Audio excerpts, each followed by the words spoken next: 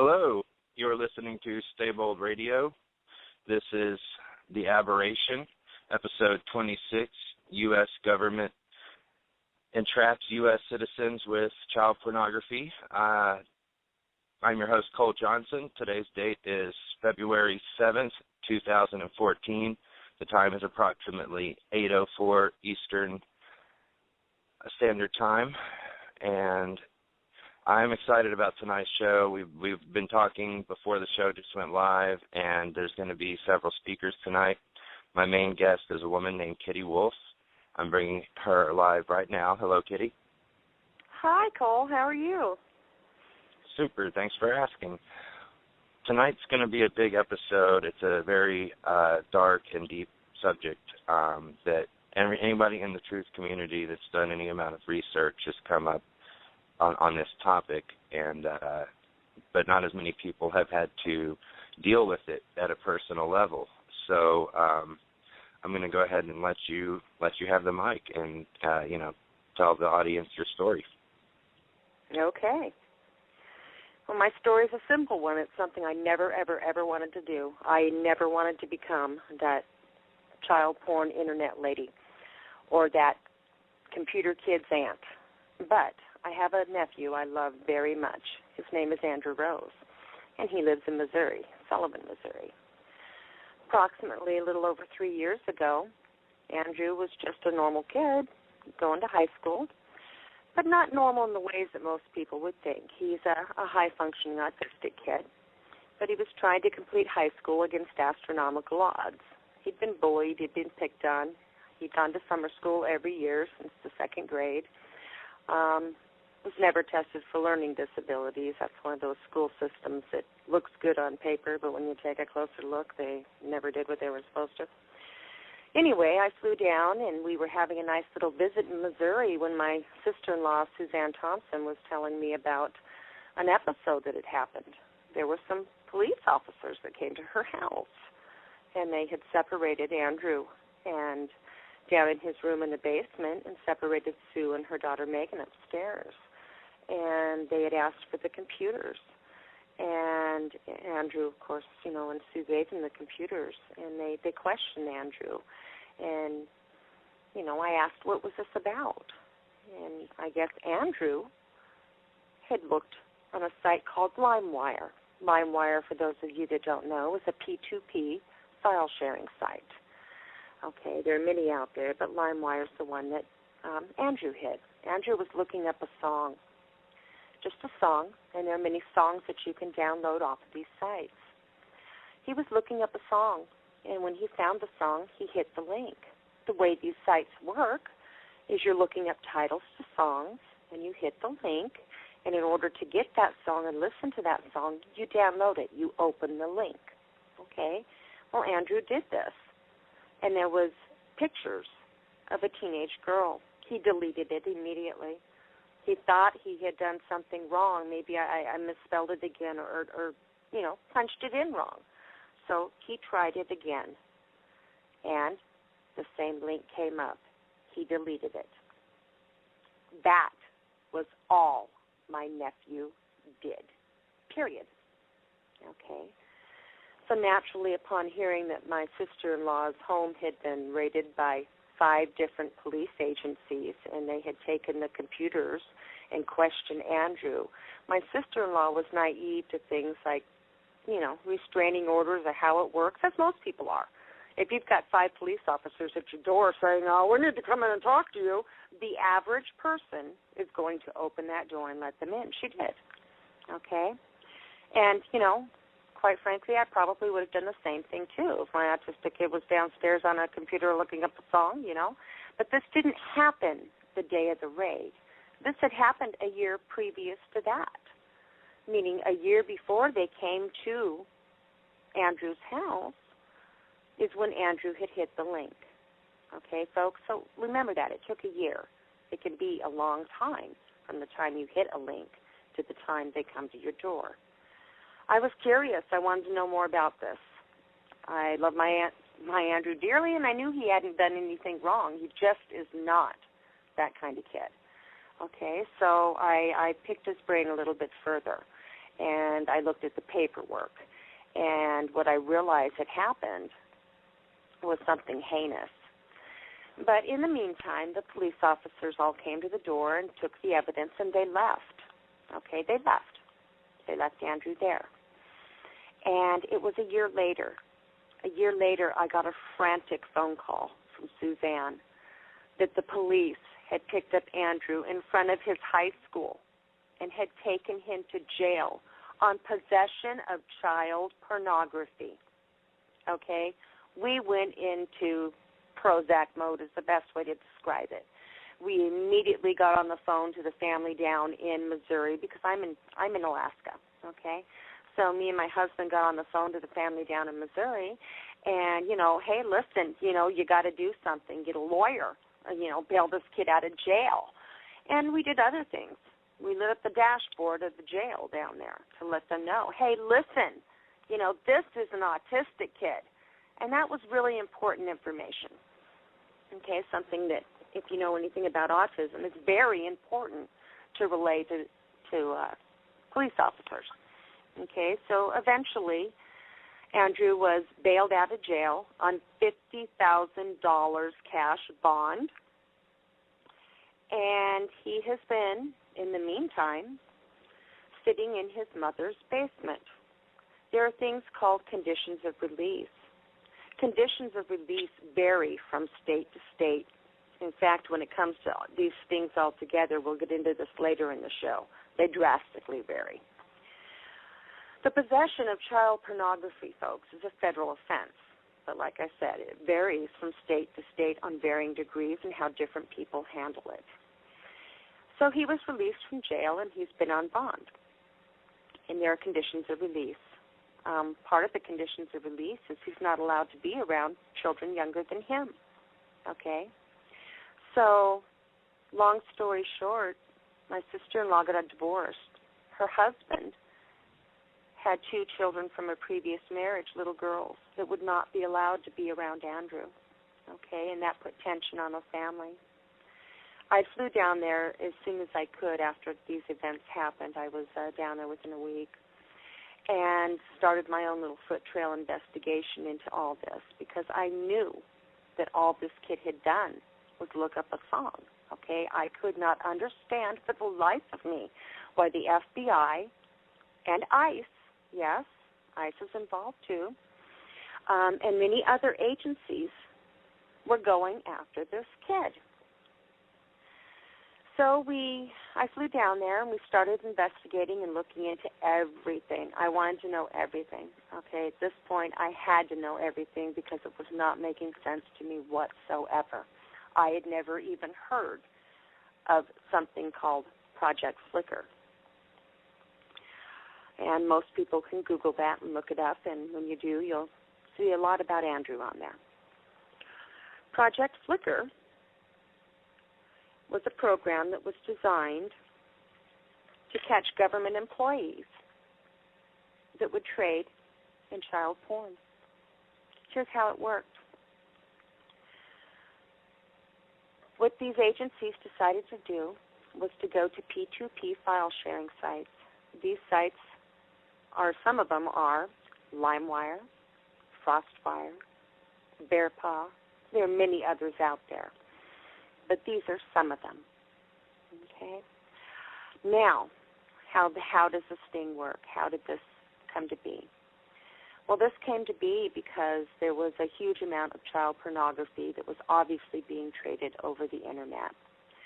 Child pornography is pictures of somebody under the age of 18 that depict sexuality. They can be naked.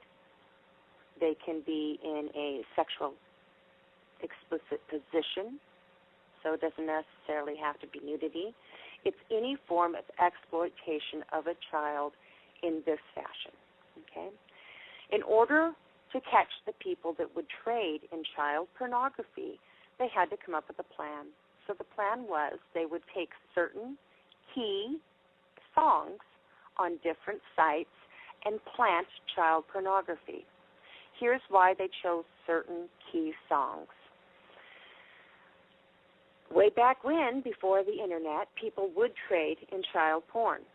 It's been going on for a very long time, and it is disgusting. But here's how they would do it. They would use key phrases like honeypot. Honeypot is a terminology that is used by people that trade in child pornography. Okay? So if you're going to do a sting to catch people that would trade in child pornography and you don't have an internet that you can control to do it other ways, you go after the formula that they use to trade. Here's the problem with that. Okay? Honeypot, yes, is a term that is used by people that trade in child pornography. Honeypot is also the name of a Walt Disney song that describes a Winnie the Pooh episode. Okay? Our P2P file sharing site doesn't just have songs. It has videos. It has games.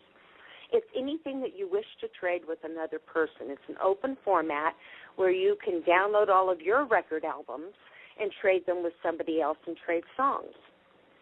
The problem with P2P file sharing sites is that most of the media that people are downloading to these sites are copyrighted. Okay, what I mean by that is that I'm Kenny Rogers and I wrote a song, I want royalties off that song. If you're buying these albums and then you're putting them on P2P file, Tom can download them for free, I'm not getting my royalties. Copyright plays a very big issue in the way and why they decided to go after the P2P file sharing sites. Okay? So that's just to give you a little bit of background on that. So when we were investigating it, we wanted to know why. We came across Project Flickr. Project Flickr was initially designed back in 2003 to go after employees. We had military people, Pentagon people, congressmen, senators, using government computers and trading in child porn. So a joint task force was formed to go after and see just how prevalent the problem was. They laced different sites, P2P file sharing sites, with pictures of child porn. Now, many people ask me, where did they get the child porn? There's a place called the Center for Missing and Exploited Children. All past known cases that have been solved or apprehended, there are still the pictures and files of these children in sexually explicit, format. This center puts a small tag on these pictures, a little tag that only they can see. You can't see it if you're downloading these pictures. So you don't know if it was made yesterday or if it was made in 1972. But the Center for Missing and Exploited Children does. Law enforcement uses past files and past pictures of children, it is said with the blessing of the victims, to go ahead and go after new perps. One of the reasons that they do this through the Missing and Exploited Children's Network is so that the ones with tags they know are legitimately stings or cases that they have identified. The ones without tags that they may come across, they know that that's new, it has not been documented, and this person has not been identified. Okay? So, Project Flickr. They took pictures of porn and they placed it on songs. They ran the sting. What did the sting net? Okay, what did they come up with? The sting netted 5,700 Pentagon or government employees that were caught up in this sting. How many? 5,700. Over 5,000. Government employees. Okay. 5,700 government employees. Now, this means people that work for the military or for the Pentagon or for other forms of government agencies that were caught using government computers and in some cases even government credit cards to download or obtain child pornography. Anderson Cooper did a news story on that. If you Google that number and Anderson Cooper, you can come up with a video on it. Or you can go to the event page. It's been posted on there and see it there. Now, what happened? Okay, Project Flickr, what happened? Here's what happened. Absolutely nothing. I repeat, absolutely nothing. To the government employees that knowingly use government computers and government credit cards, nothing happened to them. Okay? Not until after Anderson Cooper ran his story, against their wishes, I might add, did it even get the attention that it deserved. To me, that was alarming, because this is my government, right? These are the people that I trust. These are the people that are supposed to be out there protecting us from all this stuff, and they were the ones using it. After getting sick to my stomach, when I learned that, literally, I wanted to know more. At this point, I became pissed, okay? You mean that you spent how much of my tax dollars going after and executing this sting to a joint global task? Because most of the child pornography is produced offshore, meaning not in the United States. I'm not saying there isn't any produced here. There is. But the majority of the traded items are not here. And they're not here for a reason, because we're supposed to have protections in place. Okay? It wasn't until Senator or Congressman Grassley got involved that a few, and I believe that there were 27 is the number I'm coming up with in my head, that were eventually prosecuted, and those were only what they considered to be the most heinous. Okay, so there's a lot of people in my government. 27 out of 5,700. Yeah. Okay. Yeah. Well, okay. Hey, Sue. I'm sorry, Kitty. Sue is on the line at this point, and I think awesome. This might be a good I'd love for point her to tell you about her side of this. I think this is a good time to bring in the rest of the callers. We have Andrew's mother, Sue, and we have Chris on the line, as well as Scott. So we're going to bring everybody in. After you hear unmuted, you're live on Stable Radio. Welcome, Chris. Welcome, Scott. Welcome, Sue. Hi, Cole. Hi. Hi.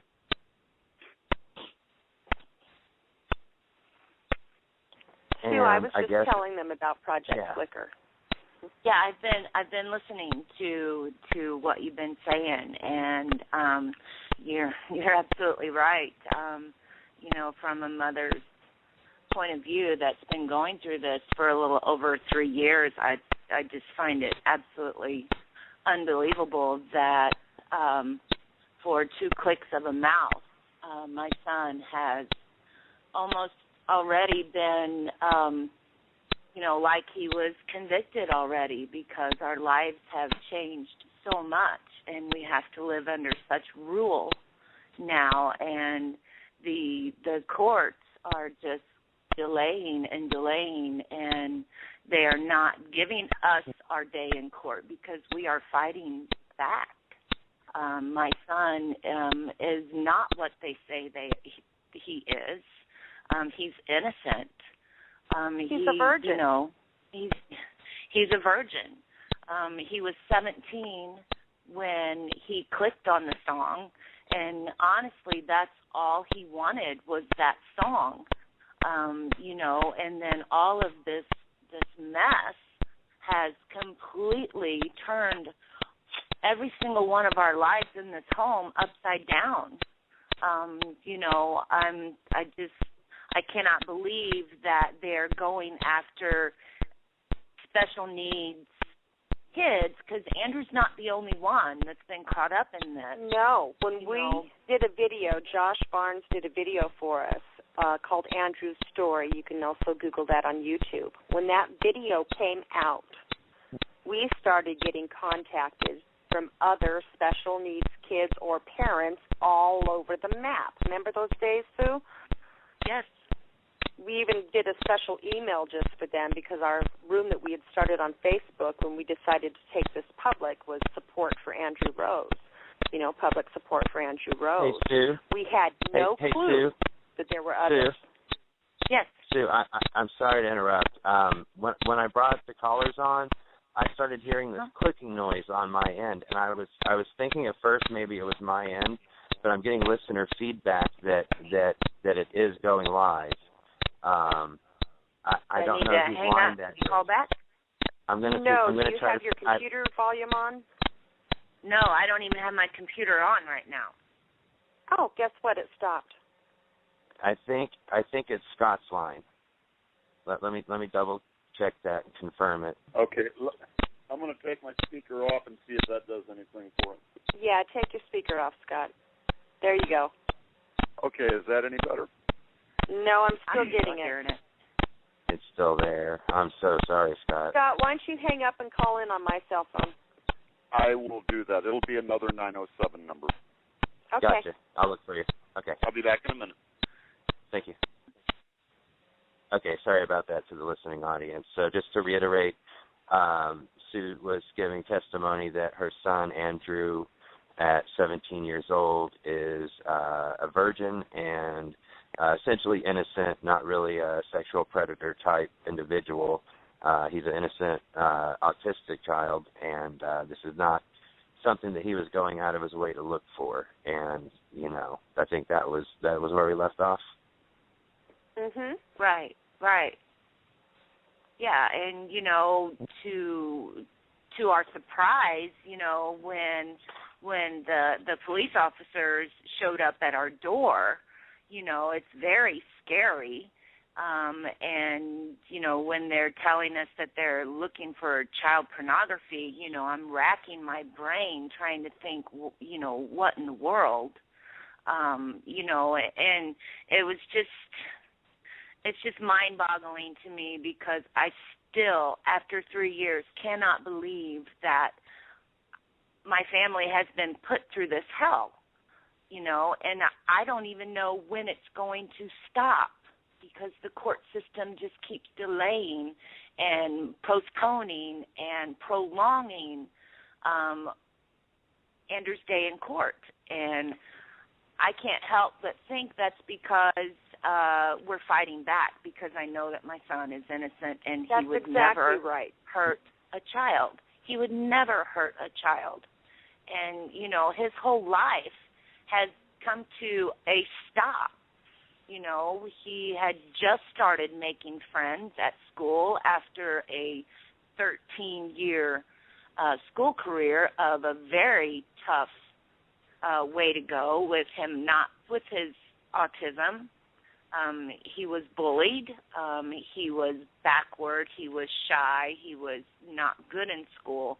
But he had finally started coming out of his shell and making friends. And, you know, and this happened, and the school kicked him out for these reasons. And well, the school didn't just kick him out. The prosecuting attorney, Mr. Parks of Franklin County, Missouri, called the school and basically had him kicked out, which was a violation of Andrew's constitutional rights. And so what we're going to do is we have a lawsuit filed against Sullivan School District. Excellent. And we started getting contacted from everybody. It was nuts. It was nuts. We're going to take a break here in a little bit. Before we go to break, we've got the crash course on Andrew's story, and one of our guests tonight is Chris. And I'd like to give the basic story for Chris before we go to the first break as well. Chris, if you'd like to let the audience know your story.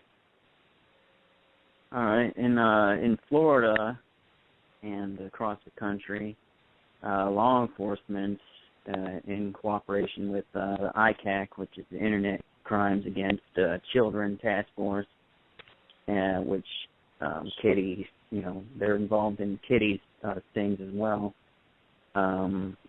They are conducting these what they call these proactive child solicitation things, where they allege that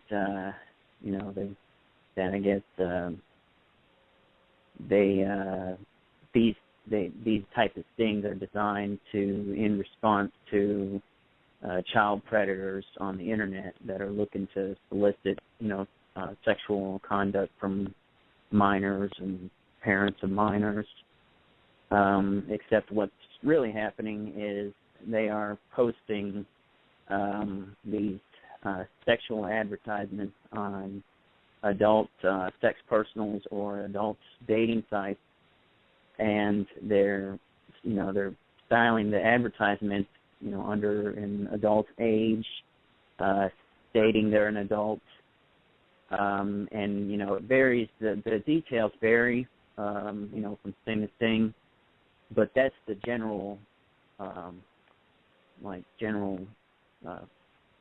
consistency that they seem to be doing, and then they draw these people in. These people are already looking for sexual encounter and whatnot, and they're under the guise they're contacting these people, the law enforcement, and they're under the presumption it's an adult, and and in some cases it's they lead them on for a little while, and then they'll bait and switch. Suddenly they'll become a minor, and then whenever people are reluctant or people back out, then they go and they'll pursue people, and they'll badger them into meeting them, or it may not even be a sexual context. I've seen a lot of cases where the guy's obviously just looking for like a companionship. They're lonely. Most people go to Craigslist casual encounters. It's one of the favorites that police are targeting. A lot of people on there are just they're just desperate to have any kind of social interaction. So police are leveraging this, and then they're trying to lure these guys to go over to their stings that they have set up. And sometimes they'll request the guys to bring the stereotypical candy or teddy bears or whatever, and they're not doing it. It's law enforcement are the ones that are requesting it. They may make it in a request like, oh well, can you pick this up for me? Because kind of like almost like an errand, asking them to do an errand for them. And then they'll when they arrest these people, they say, oh, these men were out stalking down minors. They were out hunting down these minors, soliciting parents or whatever to consent to have these their minors participate in sex acts. And look, they brought candy, they brought this and that, brought condoms or whatever, and in some of the cases they have, it's direct on with it's just one party, and then some of them they'll have you corresponding with an adult, which is what was in my case.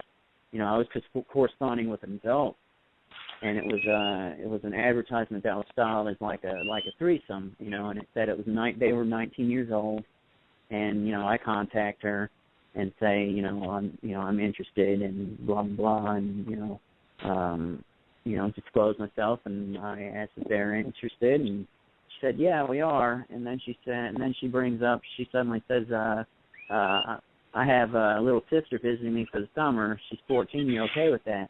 And I'm like, yeah, I'm okay with that as long as you're of age. And in the courtroom, they twist this around like, well, right there, I should have known that I'm okay, or her visiting for the summer meant she was actually one of the 19-year-olds was not a 19-year-old, she was a minor. And they misconstrue it and leverage the hell out of it. Obviously, as if a 19-year-old couldn't have an 18-year-old sibling. Right, yeah. Or even a twin sibling, or sometimes they don't even have to be related. It could be that's just sisters. It's just a term. It could be friends or whatever. A friend or whatever. And that the way they justify this, they go on stand and they say. Because I had a jury trial. And, they go on stand, they say, well, this is a known propensity that this is some, out of control situation where we have to post advertisements like this. And, they're trying to infer that I know the score, as if I'm already, I'm engaged in this, whatnot. And it kind of goes back to what you were saying about the honeypot, that it's some kind of common knowledge.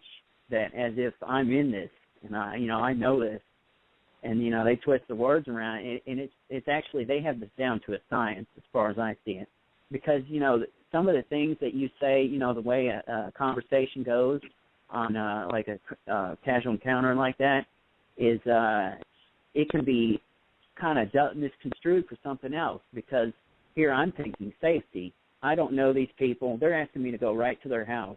I prefer to meet out in public, but, you know, at that time I had a relationship issue where I was actually seeing a married woman. I didn't know she was married until way later, and her husband's coming back. So obviously I'm a little upset about that. And I want to go somewhere to take my mind off of it. Doesn't mean I'm going to screw around or whatever. I just want to go see someone else, take my mind off of it.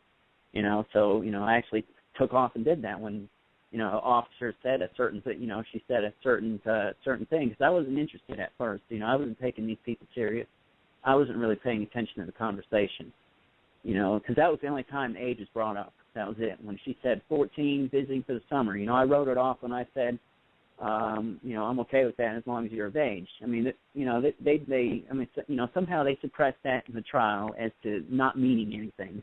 Or actually what they said is it only applied to the one girl, but not the other.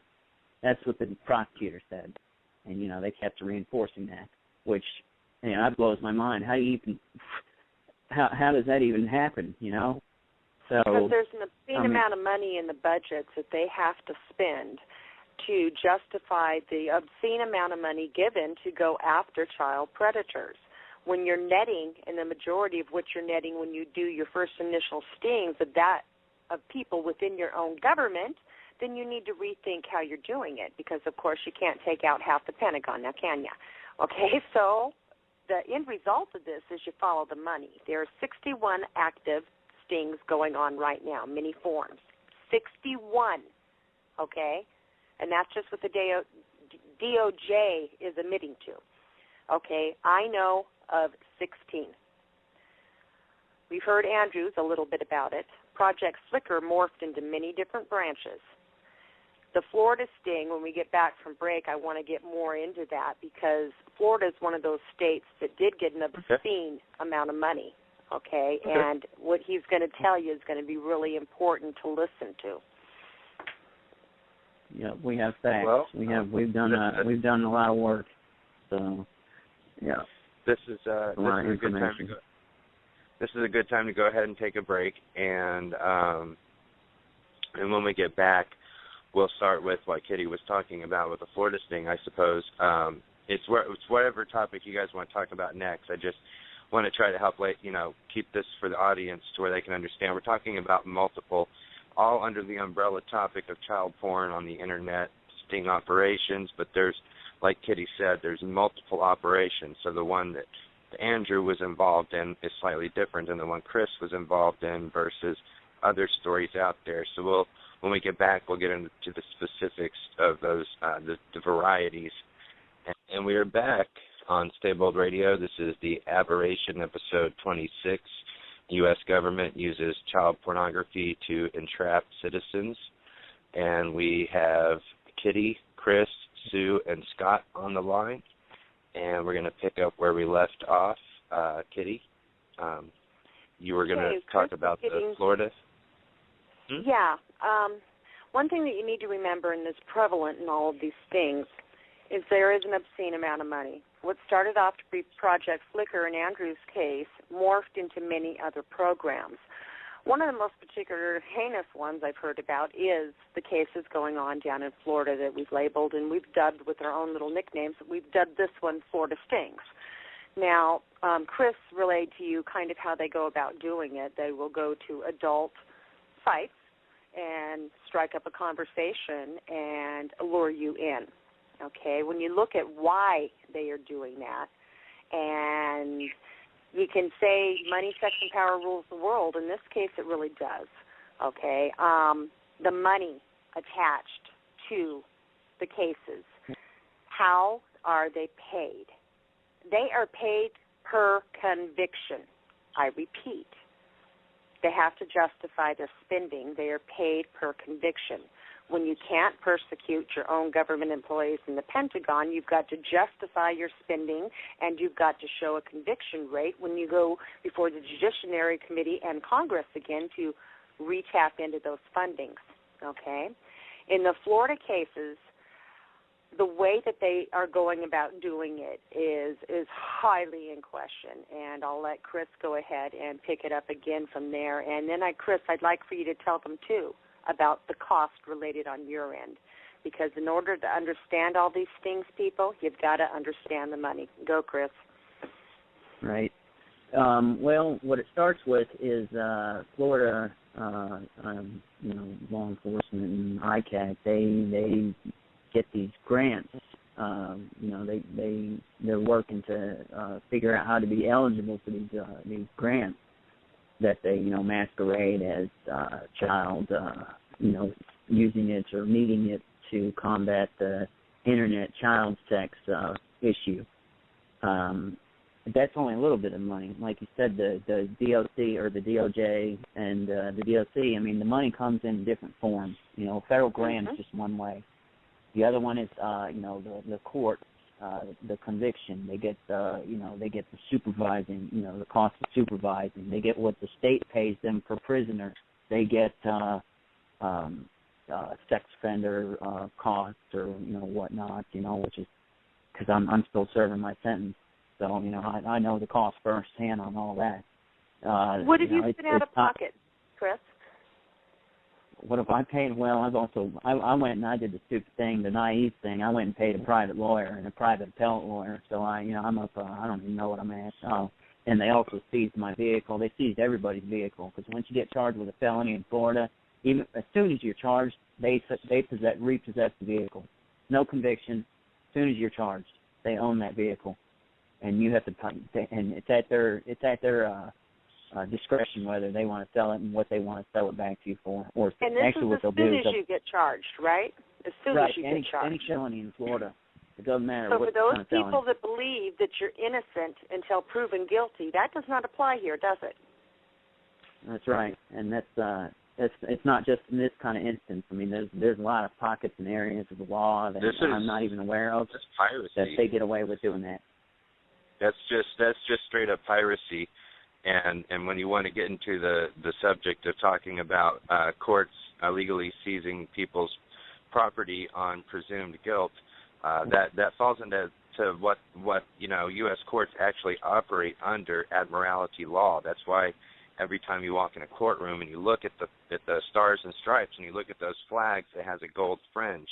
That gold fringe designates admiralty law, and that's how they're able to seize property. But you're making an excellent point that guilty and proven innocent. In this, they say innocent until proven guilty, but that's a perfect scenario where there's presumed guilt, and they've taken this man's car, and he's not even been found guilty yet. That's ludicrous. And he's not even done yet. He's not even done telling you about it yet. Keep going, Chris. Yep. Then they, then you have to bond out. So when I was charged, the particular sting I was charged in is they were charging $100,000 per count. I had 5 counts of charges, and so my bond was at $500,000. Most of the guys was $300,000. That was when, as soon as you're arrested, they're holding you with this bond. Obviously, I think only one guy bonded out immediately, and that's a substantial amount of money to do so. Yeah, how many people have that laying around? I guess one guy did. You pay. I mean, there's 2 ways to do a bond. You can either post the whole bond, or you can pay a bondsman to a portion of the money. That money you will not get back. So $300,000, it's 10%, I believe. 30. I think it was 10%, 30,000 to get out, whatever. But that's just details. So anyway, it took me 80 days to get to a bond reduction hearing, which the judge lowered it to $25,000. So you're out on bond. You got these restrictions. No internet access, no contact, no internet access, and that internet access is something that I regret not contesting because I had no clue about the law. And so I just completely trusted my lawyer, and I just sat around for 8 months waiting for, get to the courtroom, which of course I didn't know it was going to be 8 months. But anyway, so no contact with minors under 18. What else was there? Got to live at, you got to report your residence, where you live in. That's the three that stand out. But like I said, the internet access is what's the kicker. And so I tried to actually get a job, too. I actually had 3 jobs in like a week or a week and a half, and I got fired from all of them. Actually, fired from all of them. 2 of them admitted that they looked me up. And mind you, this was before trial. They looked me up, and they said they didn't want any part, they didn't want to associate with anybody like that. One of them sent me a text message, one of them called me. And the one that called me tried to play it off as, well, you said you weren't bonded on your job application. Yeah, I wasn't bonded in that way. But she played it off as that. And then, so, that just the accusation alone it's just ridiculous, and the public's perception of it. That's just a small example, I think our arrest count is up to 927 we know of. I don't know everybody's story and whatnot. Some of those guys pled out and you don't hear of them again, Then you got some like me and Trey who was fortunate enough to get a reversal on the appellate level. He's been in it. He was arrested with me actually a couple days after me. And the same thing, he's talking to the same officer. This officer is apparently notorious for doing this type of the type of content that she says, and the type of lure I guess you want to call it the type of lure, to put it eloquently. That she the way she crafts the conversations. It's just, like I said, they got it down to a science, and me and Kitty are posting comments back and forth about. A couple hours ago about just a different perspective on.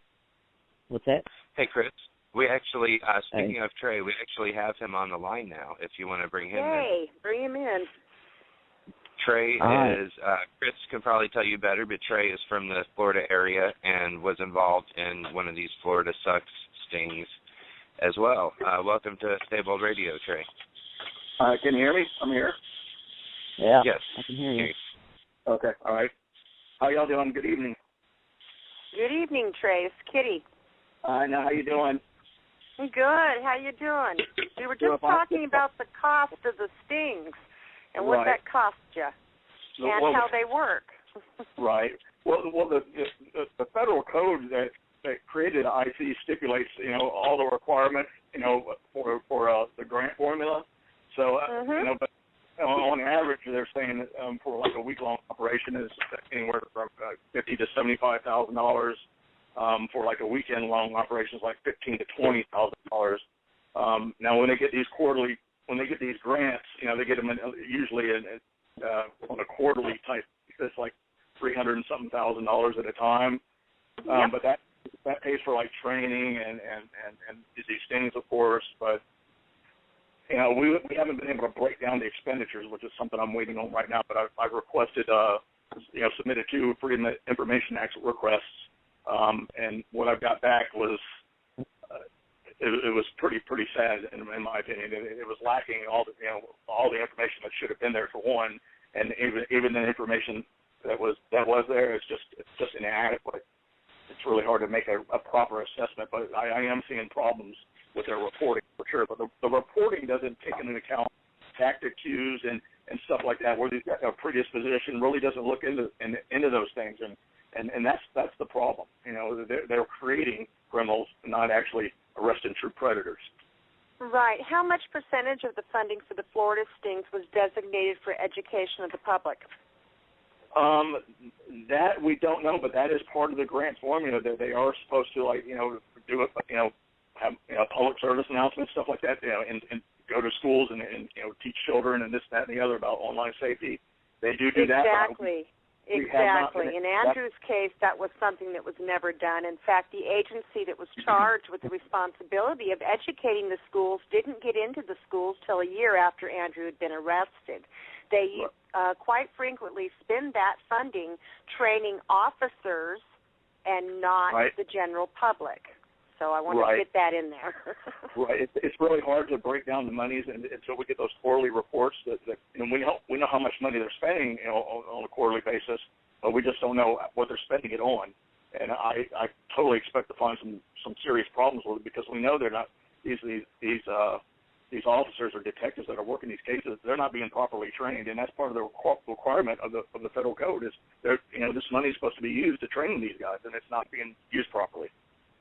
So, and I go on in that article that I wrote on Florida Sting Operations Explained. I think I sent that link in just a little bit ago. So, it's an atrocity. It's bad what's happening on any which way you look at it. It's bad. It's very bad. Well, and it's we don't even know that they're not being trained properly. The officer me and Trey were corresponding with, because we were in the same sting. She said she had these training courses and whatnot. She's been to multiple training courses. Are they just intentionally deviating from it to rack up the arrest count? And that's what the body count, so to speak. And that's what I think is more realistic, perspective of what's actually happening. But it's called cooking the books. And just like I think it was back in December, there was another guy out in the Daytona area that was acquitted, and she was involved in the same operation that guy was as we were. And there's no doubt that these officers they're not following the rules. We have proof of that. It's just getting the right person to listen to us. That's the problem. So right. The judge will be agnostic to a lot of certain issues. They won't even address it. Like I know my judge ignored like things that would have changed the outcome of the case. That gets back to stigma and public perception. I'm going to admit that I was one of those that would have said, "Hang you guys high," and I mean hang you. Hey, I was one of those kind of mamas. Hey, me too. I would have been one of them too. Absolutely. But the interesting thing that we're not seeing is there is a percentage of that money in all grants and all forms of the sting that is supposed to be spent and designated specifically for education of the public. Okay, right, and that's very specific designated funding there. Right, and that's noted in the Operational and Investigative Standards Manual. That guides these operations anyway. That they're supposed to be, they're supposed to conduct, educational purposes and spend money accordingly. I'm going to bring Sue back in. I want Sue to tell you guys about the educational part of this. A year after Andrew started going through this, they finally decided to do something at the school. It wasn't advertised right, and it was after school hours. Now, note, they're supposed to go into the high school and teach. It was after school hours. Sue, do you want to tell them about your experience with the educational part of this? Yeah, I was informed maybe a week and a half by a flyer that was on Facebook of the safety class that they were going to have over the Internet. And so I gathered all of my employees and tried to get the word out on from my Facebook, letting parents and people know in my town about this Internet safety course. And when I showed up, there were 9 people in the class, and I brought 7 of them. And the FBI officer that was conducting the safety course, pretty much all he talked about was Facebook and how you're not supposed to put your pictures up there and where you are and, things like that. When I raised my hand to talk about the flicker sting, he got very agitated and said that he did not know anything about it, or he didn't know the flicker sting by that name, and completely changed the subject. It had morphed. Originally, flicker was meant for the government. It had morphed. But, yeah, what about when you asked him about LimeWire? He told me that downloading songs from LimeWire was illegal anyway, so, that's probably why they came after Andrew. But he had nothing to say about accidentally hitting a wrong site or something that has been planted or whatever. Did he hand you any literature that says, warning, we're conducting a child pornography sting, do not let your children go to this site, sincerely the FBI? Absolutely not. Absolutely not. He had nothing to nothing to hand out. He did a PowerPoint and talked more about himself, pretty much, that he would get on there on Facebook himself and act like a 14-year-old kid and, try to talk to other people to see if he could, I guess, lure them in, and really we got no education at all. I think it was just a class that was set up. Where was that at? That's good information, because if they're not being effective, they're essentially wasting. Missouri. That was in Sullivan, Missouri. And tell them the name of the organization. I'm sorry, what? Tell them the name of the regs organization. Oh gosh, I just know the initials was REGGS, I believe. Yes, regs, and you can look it up online in Franklin. Right, okay. Yeah. Franklin County. And one thing County. to remember is the only reason this even happened was because we went public with Andrew. That's the only reason they decided to, because we called up the reg and asked them about their spending and why they didn't educate or forewarn anybody, in particular the most vulnerable segment of the population of the school children, which are the autistic kids. Who arrested Andrew, by the way? I mean, I haven't dug into that case very much, but who arrested him? Was it ICAC? Was it part of an ICAC agency, or? They actually did the arresting. It was police officers and one FBI agent that came to the first raid at the house, so we call it the raid. The very first initial raid, there were 5 different agencies represented, 5 different police officers, each one from a different agency. It was part of the joint task force. Okay. Were they part of the ICAC program, though? Were they signed? Yes, okay, they were. All right, so because I have the op standards right in front of me right now, and this discusses pretty much what the ICAC program is supposed to be doing. If they're not doing that, obviously we already know that. Then the more information we have, the better. Because like I said, I'm in the middle of writing a letter to the Attorney General right now, and it's every little bit of information that I have that points out them that points out wrong. There's a news thing going around that I want to get out on air here, and it really, really bothers me. Okay.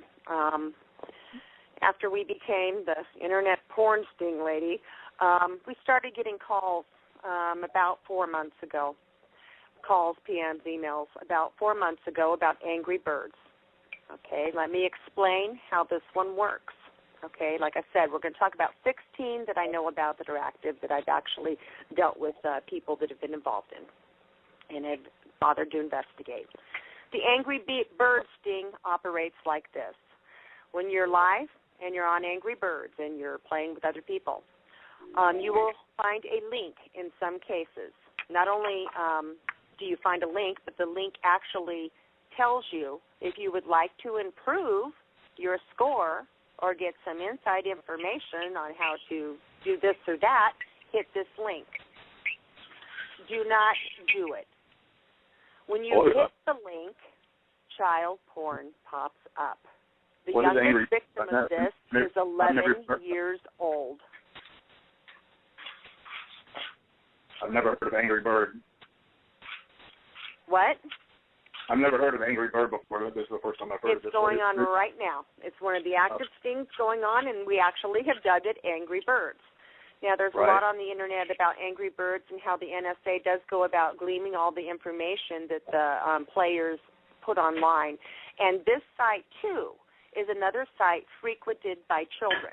Okay, one of my big complaints in Andrew's sting is the average user of the LimeWire, FrostWire, BearPaw. These are all after cursors to the Napster from my generation, are young people under the age of 25. Okay, so in my book, that's targeting individuals. And it's even targeting them further when you're taking money from DOJ, and that's supposed to go for educational purposes to prevent that behavior, but you wait 5 years after the fact before you even do any education, and when you do it to substandard level so that, nobody shows up. Yeah, you're not taking money out of the DOJ, you're taking money out of the American taxpayers' wallet. That's what you're doing. And and the government and the people could care less because they're being duped, they're being fooled. And it's we have found 13 cases of people that have hit those links on Angry Birds. Here's what we don't know, okay? We don't know a lot about it other than the fact that they have been arrested, okay, for possession of child porn, okay? Now, a lot of people are going to ask, how the heck does that work? Here's how it works, okay? We signed a wonderful bill called Patriot Act, and we have something called the NSA. We know that the NSA does, and that's been all over the sites for people to look at. I even posted it in the event page about Angry Birds, okay, and how much information they're able to glean, okay? If you're able to glean it one way, you're able to put things in another way. Remember, the Internet is two-way doors, people. It's not a one-way door. It's a two-way door, okay? Traffic can flow in and traffic can flow out, okay? The big giveaway is it's almost a half-screen pop-up that comes up and says, if you would like to improve your score, hit this. One of the parents involved said that she thinks that it maybe is coming from other opponents or other players. I would believe that if I hadn't heard it from several other people. We have found 13 cases of that. That's the most active case we have going on. We know very little about it. We're still awaiting more information from other parents as they go along the legal process in this. But the 13 cases that we have found so far are cases where they had hit a link on the Angry Birds, and the links all say the same thing. It's about improving your scores. So just be leery of that, people, okay? Well, I'm done with that one. I'd like to ask you as well about the costs. What are the costs to you as somebody that's been involved in this system? I want people to see what it really does cost. It's a lot more than just what the average person that hasn't been through it would think, you know. So what are your costs, Everett? Who are you talking to? Yeah, you. What were your costs? Yeah, what does it cost you? Well, you know, I didn't hire a private attorney. In my case, I went through the public defender, but I had, you know, some very good public defenders. Of course, I didn't win my case until the appeal. Cost-wise, I'm sitting at, like, my expenditures are over, you know, right now I'm counting at $110,000. And that's lost wages and stuff like that, and, you know, just since the last, it's been 2.5 years now. So right, it's climbing, and that's, you know, that's, I haven't been able to find a job too, and I'm a free man now. It's you know, that once you're labeled that pedophile, I mean, it's tough to get rid of. If you even though you're free, you still have a hard time finding a job because of what's out there. Absolutely, and so, you know, my fight continues, even though I am free. But you know, it's a fight worth, you know, it's a just cause. And there's no doubt about that. Like, you know, it's all about exposure. We need exposure, and we've been, you know, actually this year we've had 2 news stories go out, which I've been fighting for the last 2 years just to try to get any story to go out there, and we've been pretty successful this year so far. So hopefully we'll continue that same pattern. I'm pretty optimistic about that. There's a lot going on right now for sure. Now, people have asked me a lot about guidelines. Don't they set guidelines for these things? Aren't there things they're allowed to do and things they're not allowed to do? Hang on to your pantyhose, folks. It doesn't work that way. Okay? Just because there may be a set of suggested guidelines does not mean that they will follow them. Okay? There are guidelines in everyone's case. One of the other prevalent stings that's going on right now, we have dubbed Porngate. Porngate is particularly bad. What this is the deliberate setup and use of child pornography to take out one's opponent. We have a friend, a very good friend of ours, who's an alternative news reporter. This reporter was set up with child porn. There are others that have been attempted set up. There was from Oath Keepers, one of the heads of Oath Keepers, Daniel Johnson, who runs Panda, was attempted set up. Now, these are some pretty Internet-savvy boys, so when they knew that they had gotten an email, and it's set up through email, particularly through Tor mail, if you guys are familiar with Tor mail, Okay? If not, look it up. Use your Google. What Tor mail is supposedly a secure form of communication, okay? But nothing on the web, people, nothing, and I mean nothing is secure. Okay, here's how Porngate works. In the case of Oath Keepers and in the case of Daniel Johnson and Luke Makowski, who is also an alternative news reporter, they got a Tor mail that said it was from one of their very close friends, somebody that they keep in contact with. There was an attachment with them. Most of these boys were smart enough to look through a program called Sandbox, which allows you to, and I know this is techie for those of you that aren't on the Internet. It took me a while to learn it too. It's a program that you can use that kind of acts like a sandbox, if you will. You can kind of see what's in something before you open it, and that's important because in most of the stings there's a prevalent undertone, and here's the undertone. Here's the guideline that just floors me. All you have to do is open it. That's it. I don't care if you delete it. There's been a case of a man in California that did the same thing. Hit a link, it popped up, he deleted it. That's it. He's had his children taken away, okay, and he's sitting in a jail cell for possession of child pornography, okay? They don't care if you don't have millions of pictures on your computer. Andrew hit the same link 2 times and deleted it. There's something called forensic trail, okay? What this is your computer forensics. It's a printout. You can either view what was actually on the computer or a forensic technician, usually one through the FBI or Joint Task Force, takes possession of a computer, and they take the whole computer. That's important because of our other friend who is still sitting in a jail cell right now. They take the whole computer, and they take it to the forensic lab. They will do a written diagnostic of the forensics of the computer. What this information tells you is exactly what happened, okay? You can go and see that this person hit this link at this time of day. They did the link and how many clicks. It documents everything, people. Your computers record everything. And you can see that they hit the link, okay, and that they delete it. Okay, it does not matter. In the majority of the stings that are not what I call person-to-person stings, okay, that would be Florida.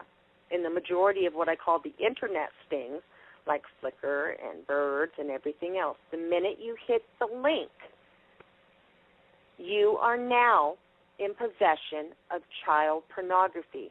There's no little box unless you know about Sandbox and you're really a tech-savvy person and know how to put these precautions and do these things. There's nothing out there that says, oh, oops, wrong button. The majority of the children in the sting think with erasers at the end of their pencils. We teach them that in school. You made a mistake on your math test, use your eraser. The majority of the children involved in the sting that have been convicted, and yes, there are children convicted sitting in jail cells, okay? They thought, oh, made a mistake, I can delete it. Wrong. The way the stings work is they track the IP address. The IP is your Internet provider. The Internet provider then gives them all the information. Before they even came to Andrew's house, there was a file on Suzanne. That file included who her relatives were, where she lived, where she went to school, her known associates, every place that she'd ever worked.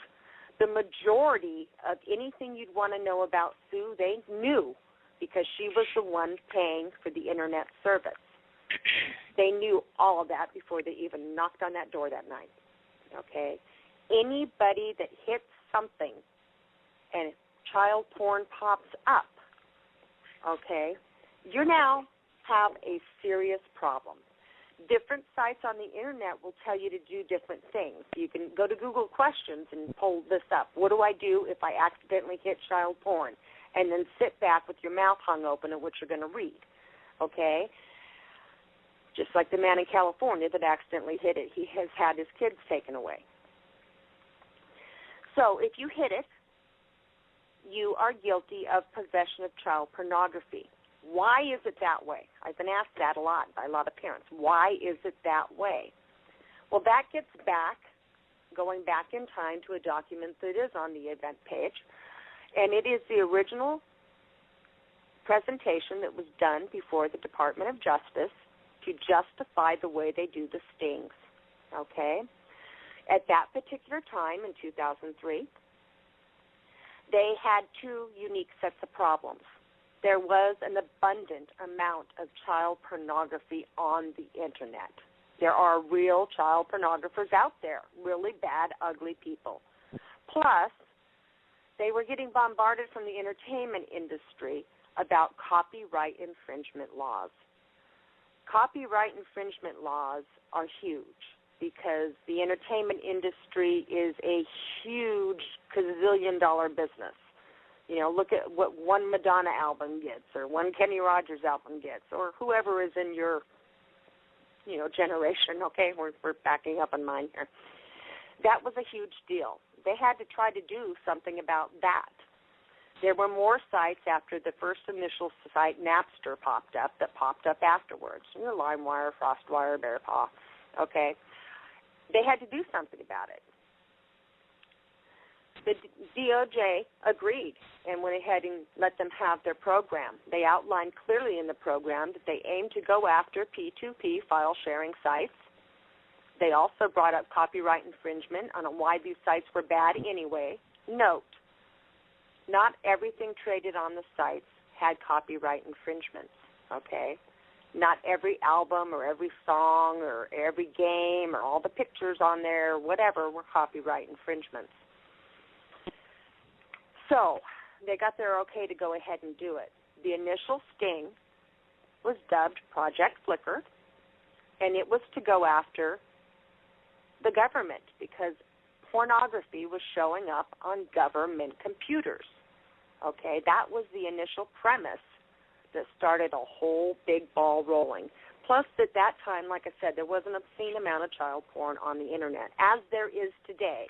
You know, on Facebook this morning, there were two sites that I couldn't believe were up there, and I about just screamed my head off when I saw them, you know, especially if you're Andrew Rose's aunt and you know everything you know, and then Facebook goes ahead and shows you something that shouldn't even be allowed on there. It's shocking. Project Flicker, when they couldn't net the people because it was government people, the project morphed. In order to justify the huge amounts of spending spent, there's certain criteria they have to meet. That criteria is to prove that you're actually doing what you told the initial Congress and Department of Justice that you were doing, that you're actually netting perpetrators of this. Okay? So, how do you prove that? You prove that per conviction. Now, how do most of the convictions happen? Most of the convictions for the children of the sting especially, and these boys online from Florida will tell you, they want you to plea. What do they do to encourage a plea deal? That's where it really gets scary. In Andrew's case, we've been waiting, almost 3.5 years now, okay, for justice. They can keep moving around the dates and everything. Everyone says, but they have to do it in a timely manner. No, they don't, not when you're bonded out and you sign conditions of release. We happen to feel that being in his mom's basement, however bad it was, is better than sitting in a jail cell, especially for Andrew. So once you sign the conditions of release, then the prosecuting attorney can play ball on his own grounds. Now, how do they go about getting you to plead if you're innocent? Number one is cost. It costs a lot of money to fight a case like this. Number two, shame. There's a lot of shame attached to this, an embarrassment. I have heard from many parents, and I try to get them all, if their kid's innocent, to come forward, okay?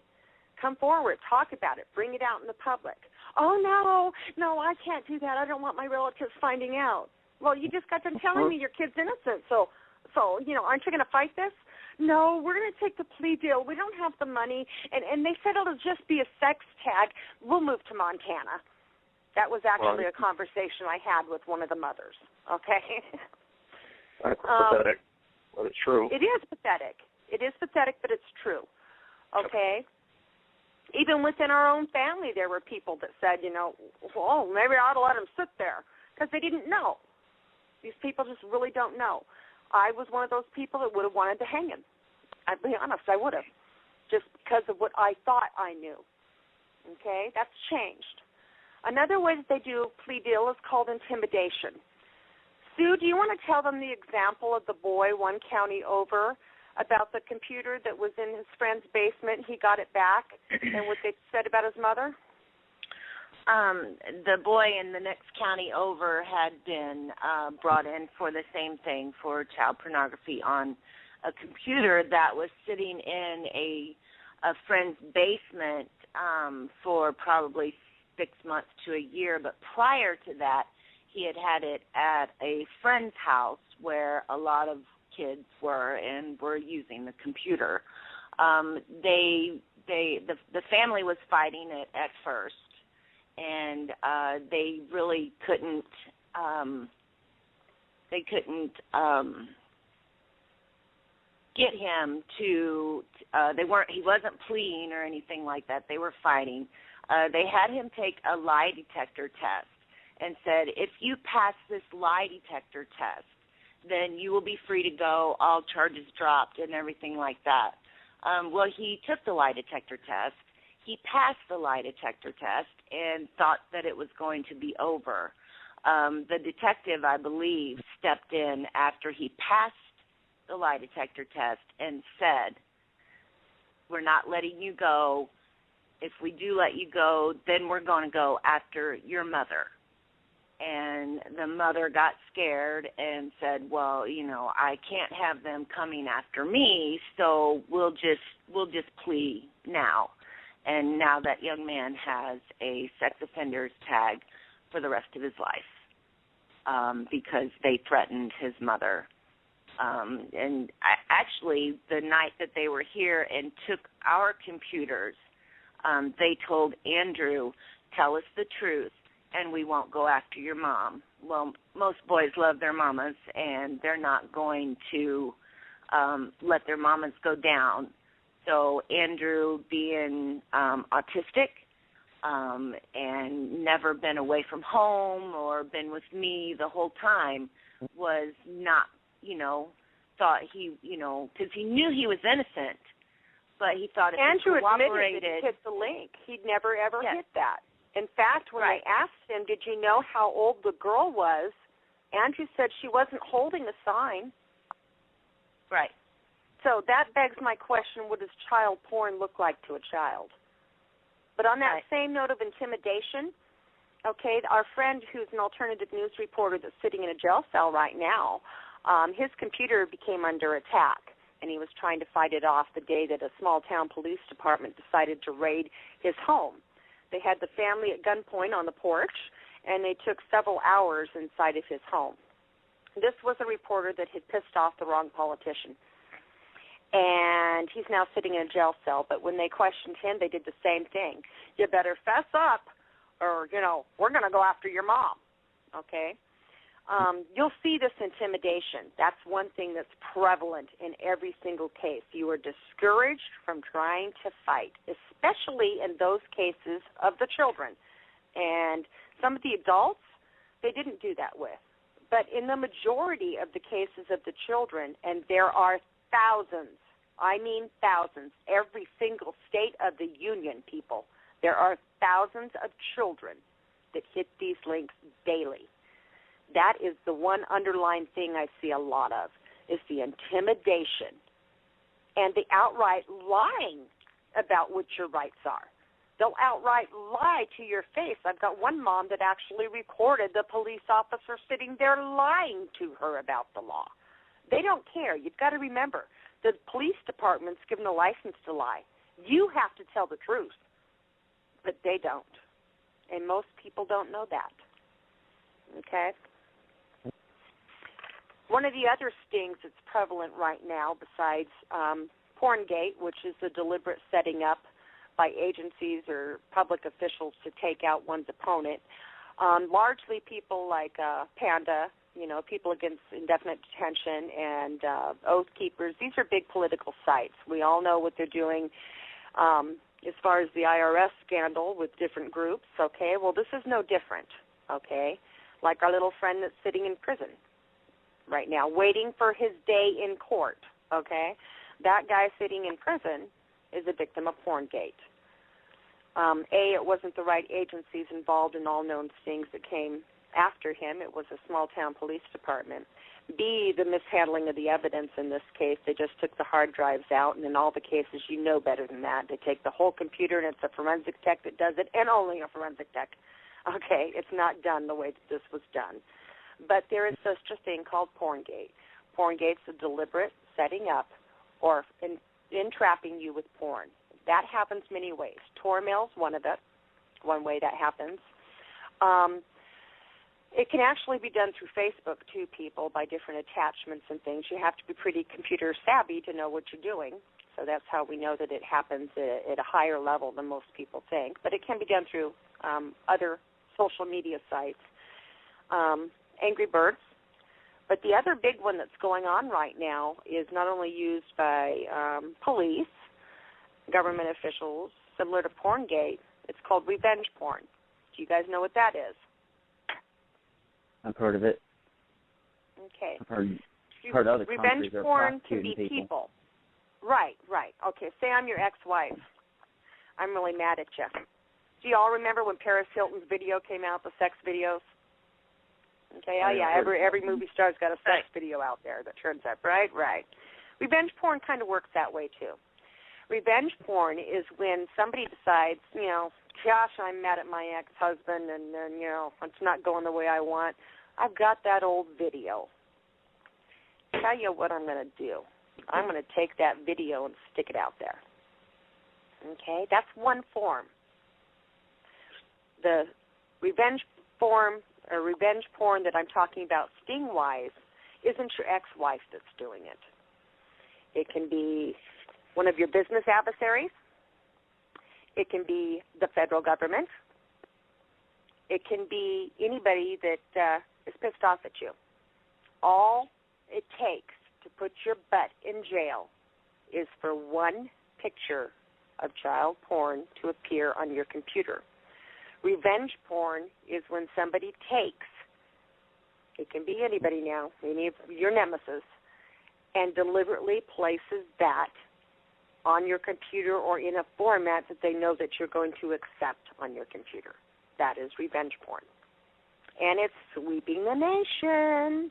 Absolutely. A lot of ex-wives will do it to their husbands and say, oh, I want custody, little Johnny. He's got this on the computer. The case that I turned me on to that out of Nevada happened just that way. Now, it doesn't stop there, people. We have cases of a 16-year-old boy. When he was 16 years old, took provocative pictures of him and his 16-year-old girlfriend. Years down the road, that computer was sold. The pictures were still on it. Police tracked him down. He's now sitting in jail for producing and possession of child pornography to include himself. Doesn't that sound mind-boggling? He and his girlfriend took pictures of himself. It was on his computer he sold, and sold computers is another topic we'll get into. But it was on his computer that he sold. He didn't delete all of his stuff. Most people don't know you got to do that. You need the money, you sell the iPhone, you sell the computer, you sell whatever. So he was charged with 2 counts of both of those charges, not only possession but production. It was himself he's being charged with. So can you imagine being charged with child pornography and you're the child that you're being charged in pornographizing? Yeah, that's horrible. Yeah. That's one thing money. That's one thing, Kitty, that's really boggled my mind is that in other cases, because I've watched documentaries on similar topics, and how can a child be charged with looking at child porn if they are in fact children? It just doesn't make sense to me. at all. Okay, well, let me get into that a little bit, okay? In Andrew's school, as in many schools, some do teach it, some don't. There's no sex ed education about that. If I'm a mother of a child and my child's coming home telling me about child pornography, I'm going to go nuts on the school. We all have this belief that it can't happen to our kid.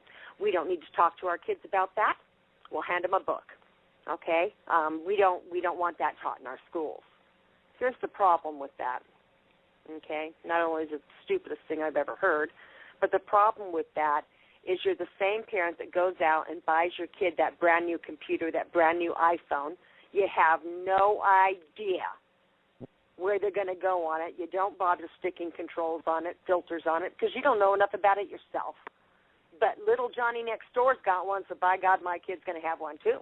Let me get you an iPhone. Now, to be on Facebook, they want you older than 13. How many of us know that there's kids younger than that on there? I'm one. My hand's up. How many other hands are up? My hand's up. Okay. Right. Yours too? How many Yes. parents, when they buy those kids their gadgets, bother to sit down and talk to that kid about things like child pornography? What does child pornography look like to a child?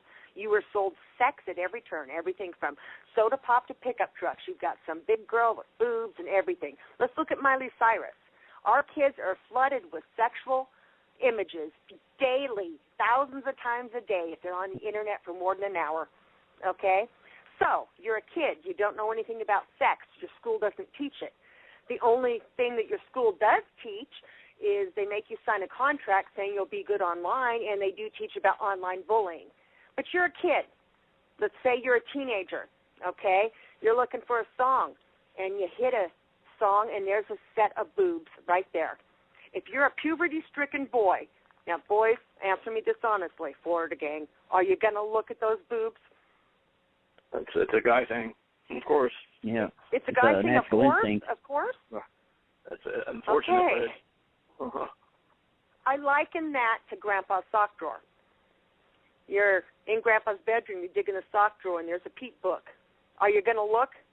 If you're a boy, a puberty-stricken boy, oh, hell yeah, you're going to look. Let's be honest. Who didn't, okay? It was that type of thing. The Internet makes that Peep Show book look like it's, kindergarten. But we'll go out and we'll buy our kids those latest gadgets, but then we're going to get mad at the school if they dare touch a subject like sex because we're a good Christian family, especially when it comes to autistic kids. Hey, Yeah? Kitty, I'd like to go ahead and take a break. We're at about 30 minutes left of the live show, and I would like to let the listeners, the online listeners, know that after the live show ends in 30 minutes, we will go into overtime up to a third hour that you could listen to if you call this number, 347-205-9576. Again, to listen to the overtime hour, call that number. Otherwise, everything that goes on after the live show ends will be included on the archive recordings for future listeners who listen online through the podcast recording. We are back on Stable Radio. That was Payday Monsanto with Automated Oppression. Who shot JFK? Oswald pulled the trigger, but we know it's much, much bigger. Whenever there's a powerful man who stands for freedom, they turn on the machine that's programmed to delete him. It's a lot of good lyrics there. I'm a big fan of his work. We're bringing everybody else on, Kitty, Chris, Sue, Scott. Trey said he might have to bounce here in a minute, but I believe he's still on currently. The time is 9:37 p.m. Eastern Standard Time. The date is February 7th. You're listening to Stable Radio. This is the Aberration. And we're going to pick back up where Kitty left off with a very, very valid point.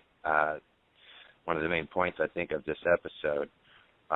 In this modern society, where everything, the advertising and marketing people have put a dollar sign on everything. And what's one of the best tools for advertisement? Sex. sex sells.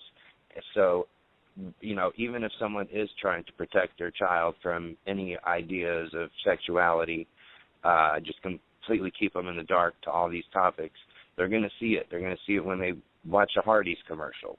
They're going to see it when they watch a Disney movie. Yep. In fact, so what does pornography look like to a child? What does child porn look like to a child?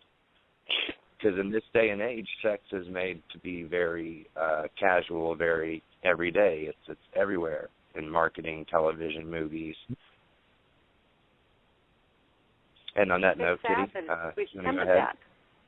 It's sad that it's come to that, but we're not living in a 1952 Norman Rockwell painting, folks. Those days are gone.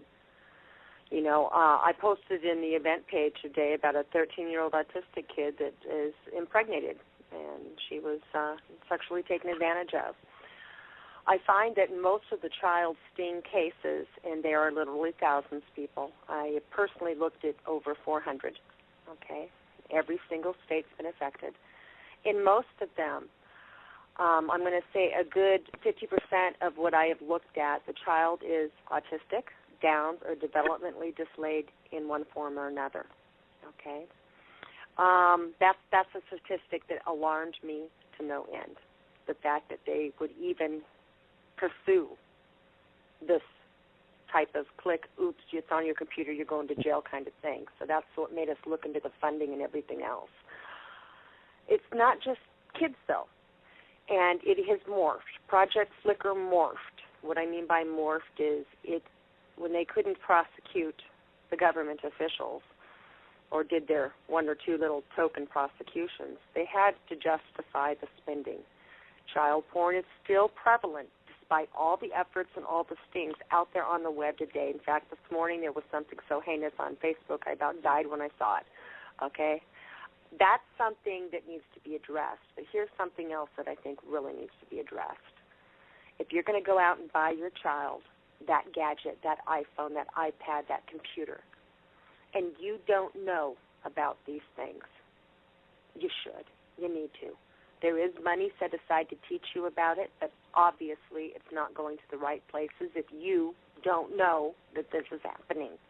Okay, this show isn't funded. There are no sponsors. This is a group of people that have been affected by this and want everybody to know that it's out there.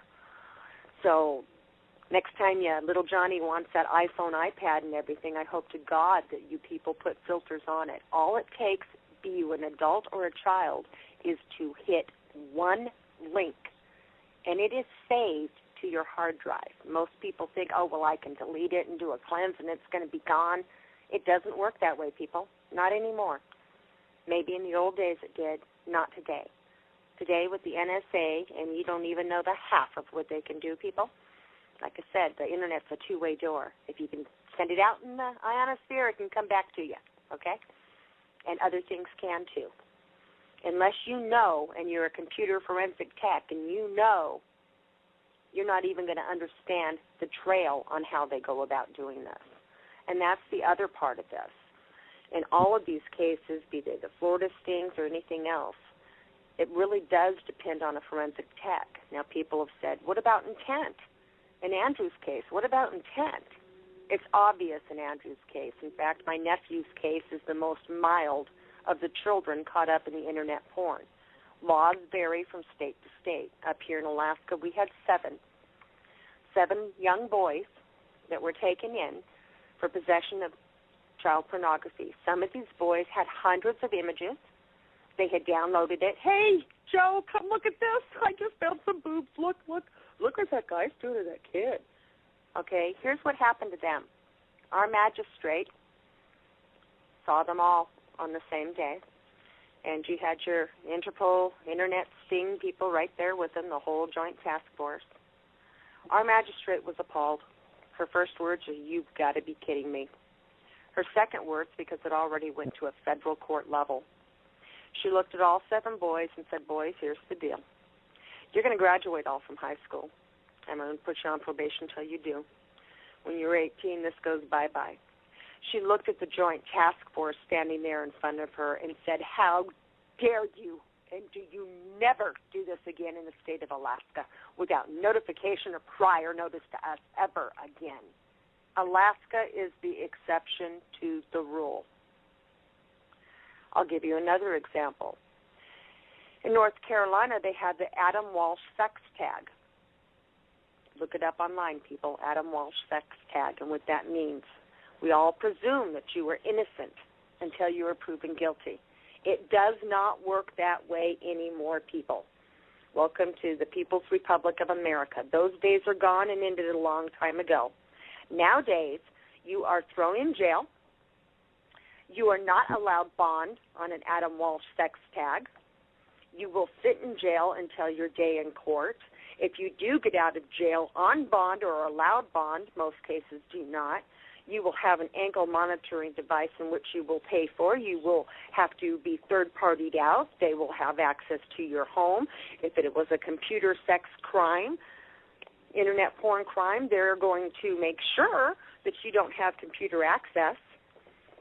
That's the fate of one of our dear friends that's sitting in a jail cell right now. Okay? There's no more innocent until proven guilty. When it comes to these kind of things, you are guilty until you prove yourself innocent. There's the case of the San Francisco firefighter. One of the other stings that is prevalent right now is how many of you people have Wi-Fi? Mm-hmm. Oh, yeah. You got Wi-Fi? Y'all got Wi-Fi? Oh, yeah. Just about to go. You guys think you got it encrypted so nobody can get in there? I'm not going to say I don't do, actually. Okay, one of the latest things, people, is using your Wi-Fi. We're still hammering out the exact details of it, but we have tracked several of them to the Wi-Fi. Now, it's common knowledge now that on some of the computers that the NSA wanted certain back doors to. If you order a computer online, they intercept the computer and they plant a little back door in before they send it on to you. The Wi-Fi is a good thing for us if we want to just go around and have our computer not plugged in and do all that kind of stuff, but it's also very bad for you. It's very bad for you because anybody can access your Wi-Fi. Note, the majority of the stings are tracked through the IP addresses, okay? Another bad thing that is happening now, and everybody that gets online and you get on Craigslist and, oh, man, there's that iPhone I wanted, and it's cheap. That guy's moving, and he's going to have a different, I'll buy that. There are several cases of people that are sitting in jail right now charged with possession of child pornography that weren't able to afford a good forensic tech to defend them in court and got stuck with court-appointed attorneys with overly big caseloads. And it turned out that it was on the computer. And they wanted to get Andrew for more charges because Andrew had gotten for Christmas a laptop computer. Grandma had bought these refurbished laptop computers through a special that was going on, I believe through Walmart or Kmart, one of those two. Anyway, they were selling the refurbished Christmas special computers. One of my dear friends, Cindy, was the one that was able to look and realize that the implantation date on the computers was October. Andrew didn't get the computer until Christmas. Wow. Okay, so bingo, that's gone. But if you don't know a forensic tech and your defense attorney isn't real hip on what these things are, you can hang for that. There are people in jail for that. Absolutely, a lot of them, too. Okay, now before you have to go.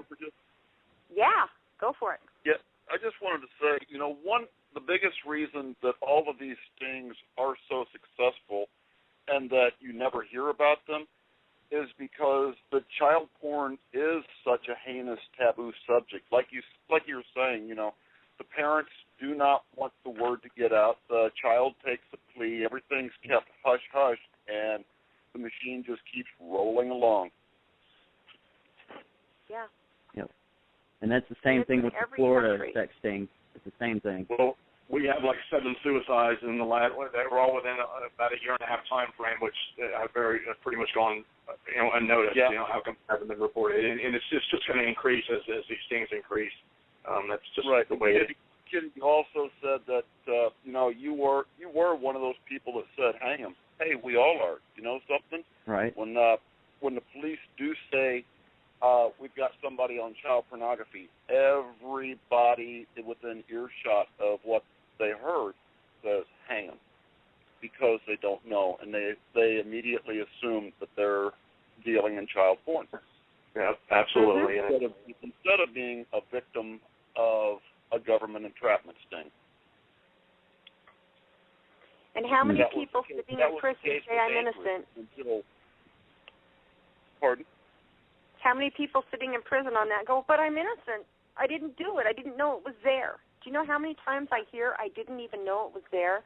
There's a famous case of a pastor that was arrested for multiple on his computer, multiple images. Okay, now, what people don't realize is they think that he spent 12 years downloading images. They can upload that many to your computer in the blink of an eye. Mm-hmm. It's like in our friend's case that's sitting in a jail cell in North Carolina. Okay, over 500 images. That can be re-uploaded to your computer in the blink of an eye. There's a virus that plants it on your computer. Mm-hmm. Yeah, you all heard me right. There's actually a virus. If you get the virus, you don't need to even do anything. It will do it for you. Absolutely. How many of you have heard of ransomware? I haven't heard of that particular. Let me explain how this one works. You're on your computer, and all of a sudden your little eyeball there comes on, and bingo, across your screen is the official seal of the United States FBI right there. Oh, yeah, I've seen that before. Right. We have found porn on your computer. Then it will use your camera to take a picture of you, put that picture on your computer because you're sitting right there in front of it. Right. And ransomware is just that. They will charge you. You have to call this number and do these things, and you have to pay anywhere from $300 to $2,000 in one guy's case was the highest I ever heard, in order to get that off your computer. I've removed that stuff before successfully, but yeah, I know what you're talking about. I've seen it. That's called ransomware. That's just another form. Okay, the and virus chances are, going around if changes. you pay the ransom, they still won't unlock your computer for you. Exactly. That's all comes out of Nigeria and third world countries. If you're good enough, you can do that. But it's just, I've actually successfully removed it off a friend's computer myself. But I know exactly what you're talking about. The FBI logo that comes up there looks like it's the FBI. And it looks real. I mean, you're panicking because you hit this link, there was a girl, then there's this FBI official site, and heck, they just took your picture, and my God, you've got to call this number, pay this to get this. Oh my God! And it's $1 billion business, people. And it plays off of the fear and the stigma attached, where if you just pick up the phone and you call the FBI and say, I've got this stuff on my computer, they'll tell you that you can manually turn off your computer, and there's a way to get rid of it. But this is happening all over the country right now. Yeah, it's going to get worse, too. So oh, yeah. It plays off the fear. It plays off the fear because nobody bothers to talk about it. If you bother to talk about these things, or if they use the educational money appropriated to them, that's the one thing they haven't done, to educate the public that these things are going on, okay, but that would ruin the stings for them. If they use that money to educate you thoroughly in the schools, it wouldn't be there. The biggest thing is the corruption. How far, how deep is this corruption going? And that's the biggest thing, because if it's way up there high in the DOJ, then you got problems. And you it's just very high. Go back to Anderson Cooper's video. Really look at the 5,700 Pentagon employees and other government officials, to include military top brass. That and Lori Andrews as well. The same thing with with her. She called out the government in her video. It's an atrocity. It's sad. But I've got to go, people. It's been a pleasure, and we'll keep on fighting, because that's the right thing to do. Talk to you later. All right. Bye-bye. Bye. Thank you, Trey. Mm-hmm. when you get into the real cost of what this is, people, it goes far beyond your bail, and it goes far beyond your legal fees, and it deals with public stigma around you. In Andrew's case, taking it public worked. The town was until we took it public. Yeah, there's a lot of costs that you don't directly think about.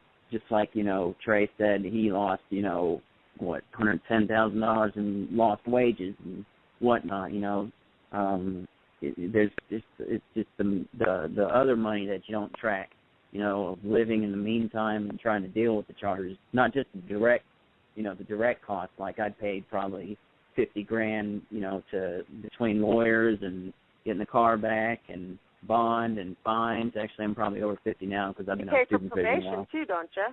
Probation right, costs. that's what I was saying. I'm probably over 50 now because I've been on supervision. I'm still doing my sentence. I had a year in the county, 2 years community control, which is what I'm on now, and then I got 8 years probation plus sex offender probation, which has been since my my conviction.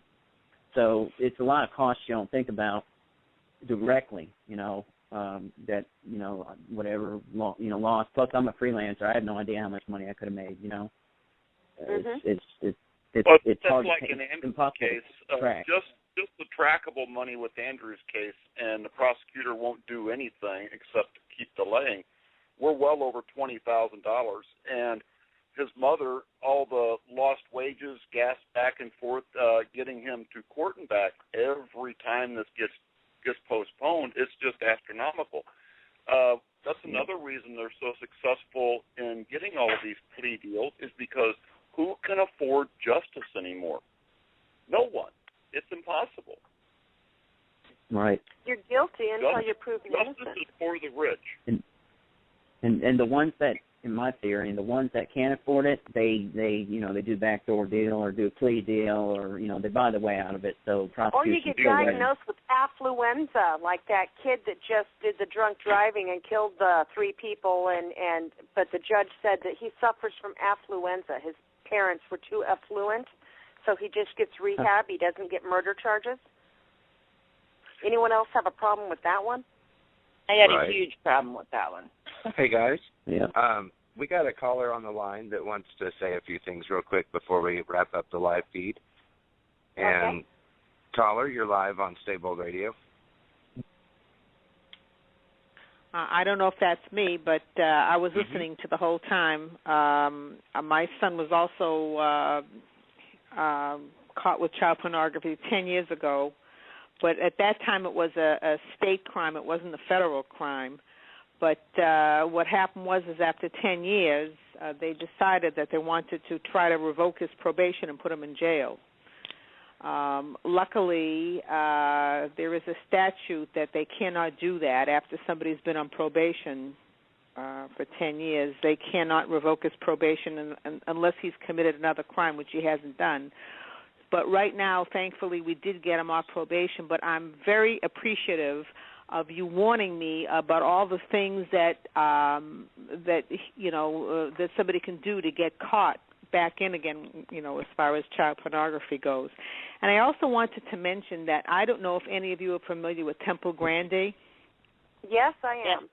Yes, ma'am. Her mother wrote an article about autism and how many people with the autism spectrum do go to child pornography, and how there is a connection. They have heightened sensitivity disorder along with autism. What right. heightened sensitivity disorder is it's the ones that don't like to be touched is because certain touches bother them. So ones that have problems with sound, it's sound. Well, sexual stimulation is also a form of stimulation. Okay, so once you're exposed to it, their visual is very stimulating to them. Okay, right. So there's, but it's the government in these cases that are the first ones exposing them to child porn. That's right. But they just, I don't know how this can be publicized, and I don't know if the government even cares that so many of these people that get caught or roped in do have problems like Asperger's or autism and so on and so forth. Mm-hmm. I don't know how you go about presenting this case to them, whether they would even care. You're doing it right now. You're doing it right now. Well, it's a big problem how you do it is because you start talking about it and you don't shut your mouth until they listen. You talk about it on every format you possibly can. The life you're saving could be somebody's innocent child or your husband's, brother who's just looking for a date. I will tell you that because of this program, I did find out some of the games my son was playing on his iPhone, and I did let him know not to be playing those games because of what I heard actually in this show. And I am so grateful that you talked about this. You really saved who knows what would have happened. So I really appreciate, like you said, any time you hear anything, you should pick up on it, especially when it comes to something like this. Well, great. Thank you. And, it's a scary thing because the kids know more about the computers and devices than we do. Right. Absolutely. Hey guys. I got about 1 minute left of the live feed, so before we go into overtime, I wanted to say thank you to all the live listeners online, and tune in next week to the Aberration for episode 27. Tomorrow night on Stable Radio is Thunderdome, the Saturday night show, which is hosted by James Ward. Tomorrow night, his guest is a man named Peter Eugene, who's going to be talking about the divine portion, in particular, how this relates to sovereignty, breaking away from the U.S. corporate system, and basically taking back your existence by destroying the birth certificate that you were registered as birth, as property of the U.S. corporation, much like a rancher would get a certificate for his cattle. So tune in tomorrow night for Thunderdome with James Ward, with guest Peter Eugene, and then we have Wednesday night we have Tri-Cities Grace Quest. Thursday night we have Apathy No More. Friday night the Aberration, and Saturday night is Thunderdome. And thank you for tuning in to Stay Bold Radio. This is Cole Johnson signing out for the live feed. And we are now officially into overtime. I'm not sure if I cut you off, Scott, but if you want to pick back up with, we were talking about the fact that the children, you're right, I'm 32 years old. And so when I graduated high school in 2000, that was right around the time that things were really taking off. Everything was going digital. The Internet was becoming the giant it is today. And I actively chose not to get involved with the Internet. I stayed out of it until I got involved with the truth community. And then I use it to speak out like I am tonight and giving Kitty and Chris and everyone a format to come and speak about these topics. So I had stayed away from the Internet for a long time, and what I found once I started using it is how little I know. And you guys hit the nail on the head that these kids, they grow up and they know how to operate an iPhone by the time they're, 3-4 years old. Before they're even, before they're really actually, socially active, talking full sentences, they can operate an iPad. Right. Exactly. And, the corporations are selling the parents the computers and the devices by the billions, and there's absolutely, we're expected to consume, we're expected to stay online, progress with society and the Internet and everything, but there's absolutely no training for any of us as far as how to use it, how to stay safe on the machines. It's basically buyer beware, go in, blow them up, trying to figure out how to use them and hope you don't get in trouble. Well, there's a reason for that. Okay, there's a very good reason for that. The world is turning digital. There's going to come a day here real soon when we're no longer going to have a post office. They expect you to access your bank accounts and everything via online. Never mind the fact that, people can, like Target stores can get you information and stuff, but we're turning to a digital world. There's several reasons for that. It's more convenient. They'll tell you it's to get rid of the paper. They'll tell you all kinds of things. It's actually about control when you get down to the end of it. You follow that line all the way down to that dot, and that dot is control. What do we have going on? We've got the NSA. We've got the Patriot Act. We have no rights whatsoever. We know that they can set you up with child porn, and you don't even have to do a damn thing if they want to take you out politically or otherwise. but they don't go and prosecute their own personnel within the Pentagon or the government that have done this. Okay, that should be enough to scare anybody. We may think we would like to move away from technology. It's not going to work that way. You're a target if you don't have a Facebook. Then you're somebody to be watched because you're not conforming to what the world's telling you need to do. In fact, you'll find people that don't get on the Internet, that don't have the Facebooks, don't do this. They're targets too. They're potential terrorists because you're not conforming. So, you're damned if you do and you're damned if you don't. I think the key to it is education. I really believe that sexual education and Internet understanding of what child porn is should be taught at an early age because it's out there. And if you don't teach them, somebody else will, people. Not only that, but you've got to look at what's going on with the whole bigger picture. If you step away, back from everything, and you look at our boys in Florida, you look at the Trojan horse sting, and you look at the flicker sting, and you look at all of this, and you step back from it all and say, okay, what is really going on here? These guys over here don't get prosecuted. They're government. There was a D.C. cop that just killed himself. He was caught with a teenage runaway, and he was running he was running a real live prostitution ring. You look at the amount of government officials that are caught up in this. That goes back to the copyright. It's not just the government officials, but you're talking members of the entertainment industry. I'm going to throw one out there that everybody knows. Michael Jackson. Okay, you don't think that money can get you off? Guess again. And that's just one, people. Okay? Let's look at Woody Allen. Okay, you've got people right now accusing Woody Allen of this. Okay, do you notice how these people never go to jail for these crimes? Anybody else notice that? Mm-hmm. They suffer from affluenza. Okay, it's affluenza, people. They're too affluent to go down. These are what we call the movers and shakers. The entertainment industry and political ties go way back. They both scratch each other's back. Look at how many stars you see coming out in favor of Obamacare. Okay, they use each other. This goes back to the Internet copy laws, and it goes back to trying to get child porn off the Internet. But like I said this morning, there was a nasty all over my Facebook. I saw a nasty that you shouldn't see on there. Okay, so on one hand, you're going to come after people. When you're appropriating funding for educating them, you don't educate them, you educate law enforcement. You don't give any kind of forewarning for anybody out there. You just tell them, okay, well, LimeWire and file sharing is illegal. Well, show me where you taught this 17-year-old autistic kid that. Let me get this straight. You didn't teach sex education in school, okay? You didn't teach Internet safety in school. You didn't teach about pornography in school.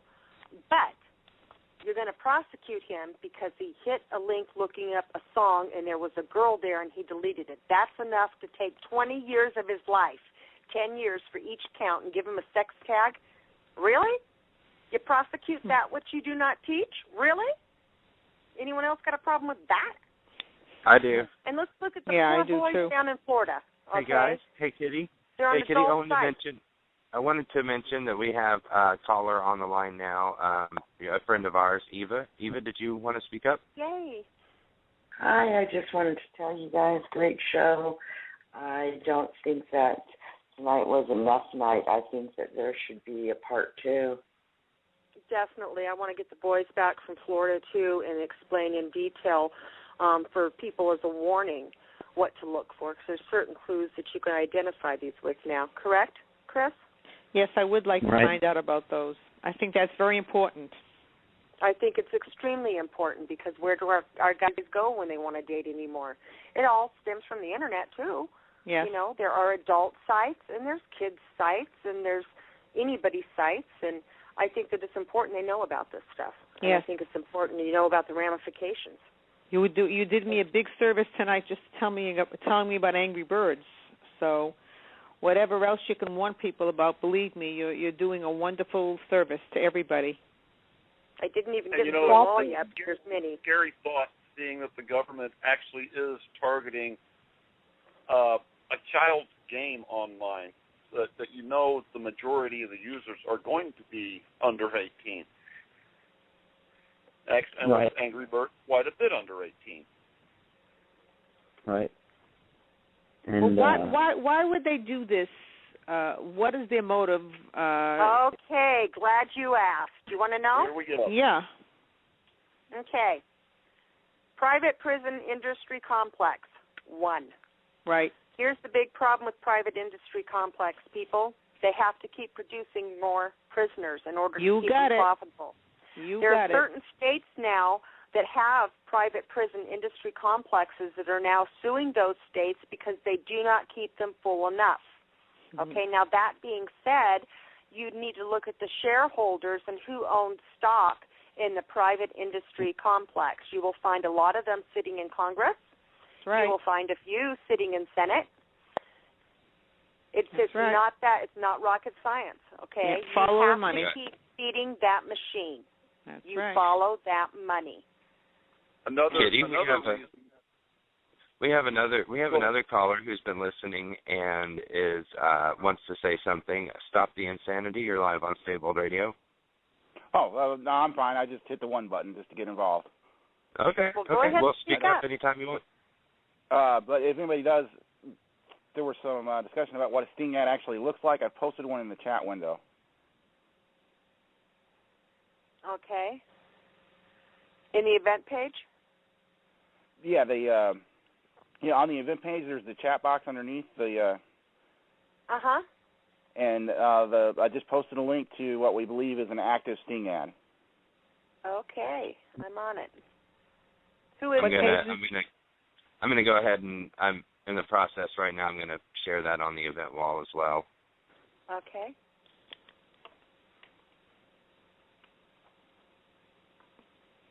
So your point is that why would they want to do this? Why would they want to entrap citizens? Because they have a contractual obligation to these private prisons to keep them full. Yes, it's that. And all the part money, of it is, all that cream they scrape off the top, you know. Well, then we need to get back to the money involved in the stings itself. Okay, there's a huge amount of money there, but you have to keep justifying the expenditure of that money. So some cases they do it quarterly, some cases they do it yearly. No two states ever handled it alike, even though all federal cases should be handled with, textbook standards. They don't, But that money, you're paid per prosecution. Now, let's say you're in a cash-strapped state like Missouri, okay?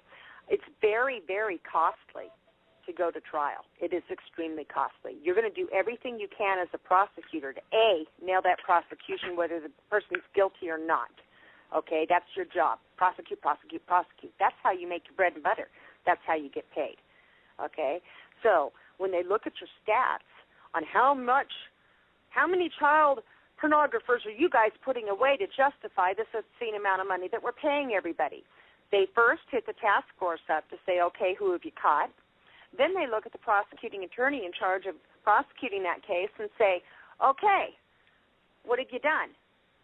His job is to get a conviction. That's it. He wants a conviction. He will do it by hook or crook, especially if you live in Franklin County, Missouri. Okay, hook or crook. So here's the deal. You got to get that conviction. The way that they go about prosecuting the cases is they follow the IP address. They do what's called a forensic hard drive dump. During that dump, they will use anything, not just the pictures that you hit and planted. They will use the whole complete hard drive and any of that information on there to help prosecute you for that case. Here's the problem with doing it that way. I'm going to do a hard drive dump. This gets back to I bought a computer in December, but the forensics show that the implantation of this undocumented new picture here was in October, okay? Unless my attorney hires a good forensic tech and knows what they're looking for, that prosecutor will use anything other than those pictures as well to help enhance that case, okay? So he's dumped your whole hard drive. You have a 7-year-old computer. He's going to look at 7 years of where you've been. Any little engine search. You could punch in, God, I like my sister's ass, okay? that's going to be used against you, too. They're going to use that to say, not only did he hit that, but if you look right here, Your Honor, we can tell that he had intent to do so right here. That's called thought police in our book. Okay, it's wrong. You need a good, yes, that is the name of the damn song. good attorney to point that out. Okay? Now, Casey Anthony would be sitting in jail if you could legally prosecute what people punch into search engines. Okay, also, if you have a good defense attorney, he's going to defend you on that and say, but that never came up. You're just showing that they punched it in. So were they thinking about it? What were they doing? When the prosecuting attorney can't answer that, that's where the defense and your lawyer comes into play. But in addition to a lawyer, if you're going to beat these cases, you better have a damn good forensic tech, because the forensic tech that works for the FBI, his job is just to find it and dump it and write it all up. His job doesn't even care whether you're guilty or not. He's doing his job, just doing my job. Here's this guy's intel. Look at that. Here's all the questionable stuff I found there. Here's the 2 pictures we planted, but look at all this other shit, too. Yeah. There's a huge problem in the way it's you prosecute the cases, and there is no set guidelines, really. It differs from state to state to state on how that data is analyzed and how it's presented. It also differs from good prosecuting attorneys to bad. An example of which is the federal prosecutors in the state of Missouri decided to decline my nephew's case. It is a Franklin County, Missouri prosecutor, Mr. Robert E. Parks, from a lower court that decided to. But he has financial incentive to do so. Mm. And you'll also find out that in the majority of the cases with the younger people involved, the federal prosecutors normally do tend to decline the case, and they send them to lower courts, so they're not tracked. They did that for a reason, so that you cannot track them exactly. Federal court cases you have easier access to when it's that high profile of a case than you do a smaller, lesser court. When you're dealing with juveniles, people under the age of 18, when the offense was supposedly committed, you can quite often, even with the Freedom of Information Act, be declined the information because of the protection of the minor. So on one hand, you have the state prosecuting them as a federal prosecuting case in a lower court, and on the other hand, you have that same government telling you we can't tell you anything about it because they're minors. Anyone else got a problem with that? Boy. Indeed. Terrible. It is. Oh, a nightmare. This This whole whole thing answer is to turned how out. you got to keep talking about it, though, people. I know. I mean, how much, to what degree? I mean, where do we go from here? I mean, so many people are affected by this, and what do you do? What do you do? I'd like to make a comment Ask about a nice host if we can have another day to get on and talk about it, where we'll bring on more people affected by it. You talk to those people affected by it and let them know they need to talk. In my nephew's case, we started with a face page and a video. The video was supposed to just be to let people in that town know so they would quit wanting to hang this poor little kid, okay? But it had an adverse effect we never expected. I really did not know how deep this went. That video came out, and my God, I got hit from everywhere. I was like, he's not alone. They're coming in from every state. Oh, my God, this one's 11, you know? Well, this is what the organization that we belong to, Caution Click, that's what we do. I mean, this is CCNCR, and that's what we're trying to do, is to get everybody together to fight this one way or another. And that's how I found out about this show, is through Caution Click. Well, let me do this. Cole, Caution Click would like to come on your show. Do you think we can arrange that? I think so. I mean, there's a board. We just had a sure, so there you go. How many people can you get to come on and talk about it? The more we talk about it, the further we get all these out there, the more people are going to be educated. Well, you tell me when the next radio show is, and I will tell the board, and we'll get as many people as we can from Caution Click on, because everybody from Caution Click is all, they're fighting this CP battle. Okay. Oh, yeah. I'll tell you what. What we can do is arrange for Sunday, Monday, and Tuesday nights are open.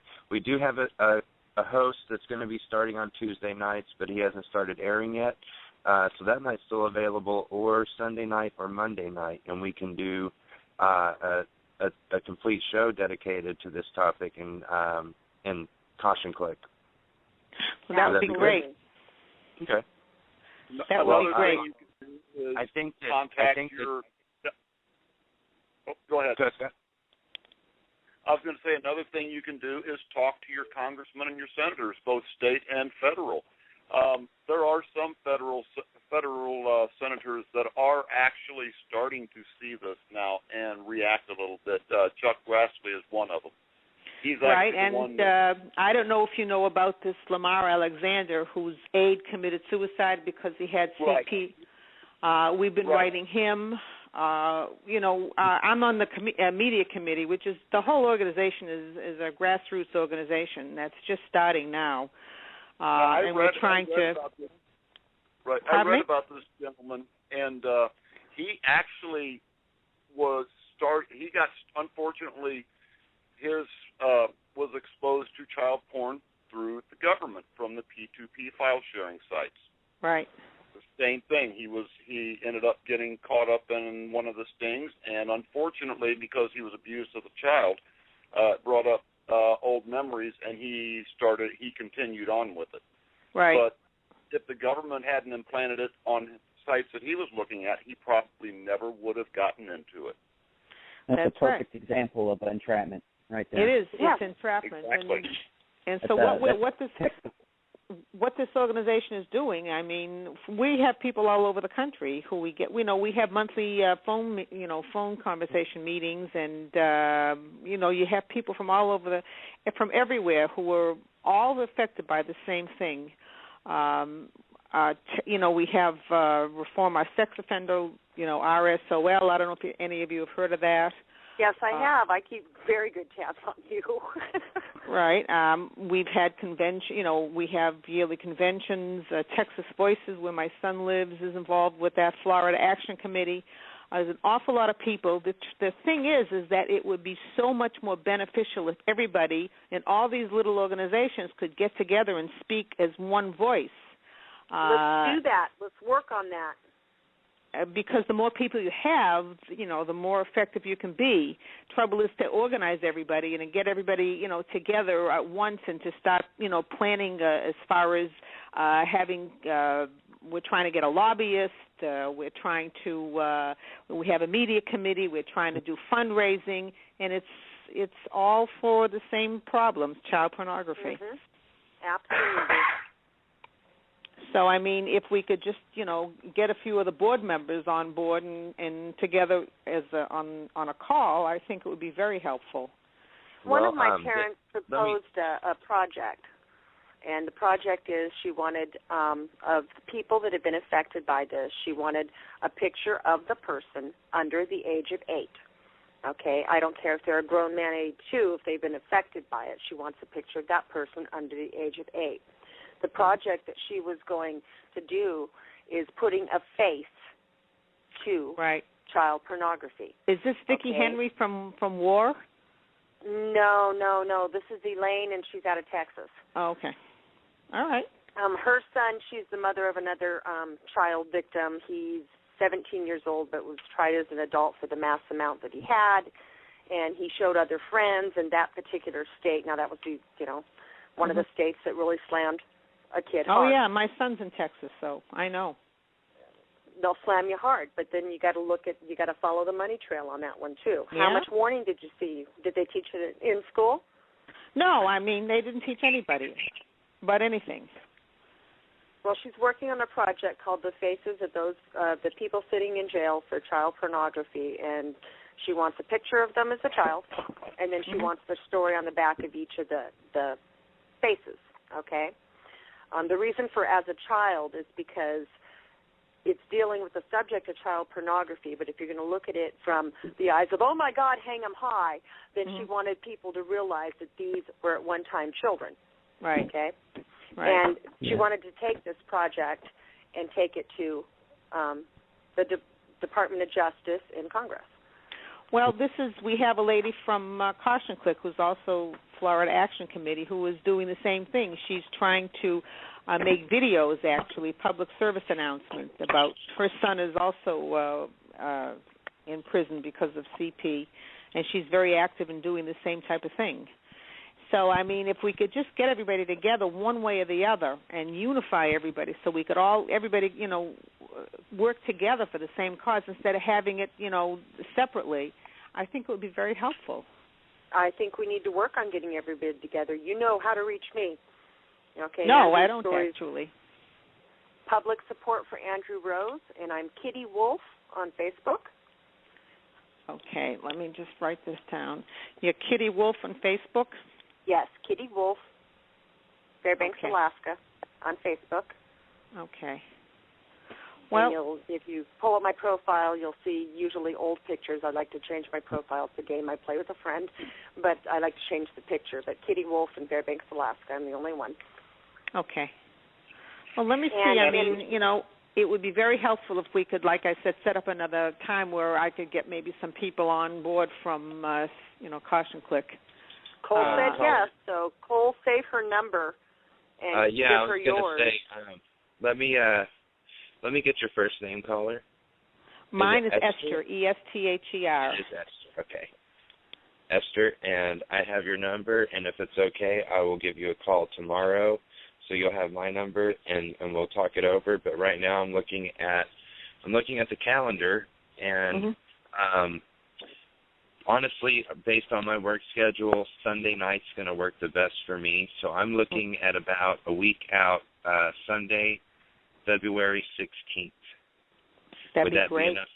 That's enough preparation time? Okay, that'll give me enough time. I will call my my people, and what time would this be the same time?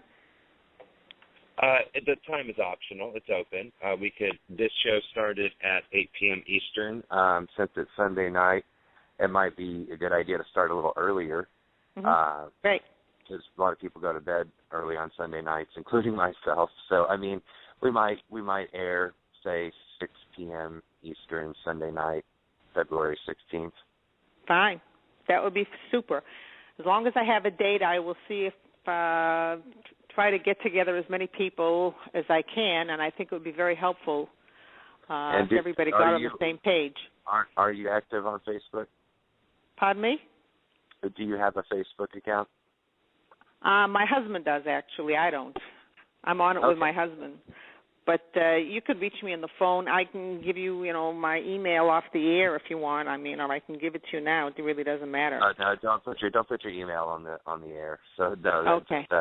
I have your phone number. And okay, as long as you have my phone number, where to reach me, that'd be, if you just want to call and let me know when you're planning to have the next show, that'd be great. I will see who I can get together. Sure, I'll call tomorrow. What time zone are you in? Well, I'm in Florida, so it's 10:30 here. It's I don't know where are you now? I'm Central, so it's 9:30 for me. 9:30. Okay, so we're an hour later. Right, and Kitty's in Fairbanks, Alaska, so she's about 3 hours earlier. Yep. Yeah, you're 5:30 over there. So okay. Just don't do it too early. We like to sleep. I don't blame you. I don't know when you can call me. Usually in the afternoons. I'm around. Usually, about 4 o'clock in the afternoon is a good time. If not, you can just leave a message and let me know, about the time or how I can reach you if I need to. Gotcha. I can do that. Yeah, I think that would work out even better because I'm in and out all day. But I will get on this and see who I can round up. I think it'd be very helpful. Awesome. And Chris, I want you to start thinking on an educational aspect, and I'd like to get you back too on a different show because that's an active, ongoing sting to help with the educational end of the masses. I think that we can go ahead and do what they didn't bother to do and let people know what's going on out there. Yeah, definitely. Like I said, there's a lot of people affected. I don't know what happened to Vince. He's got internet issues and whatnot. He's struggling with the sex offender status just like me, and trying to make it. He's been in it since 2008, so he's been in it a minute. Now, is your state one of those that has the Adam Walsh tag? No, because there's no victim. Okay. Actually, it's the Jessica Lynch is what that, I guess, the one I'm thinking of.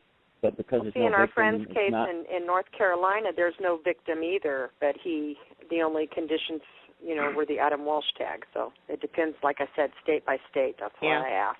Well, Florida is supposed to be Adam Walsh compliant, but they only have one tier and two classes, sex offender and sex predator, and both are lifetime registration.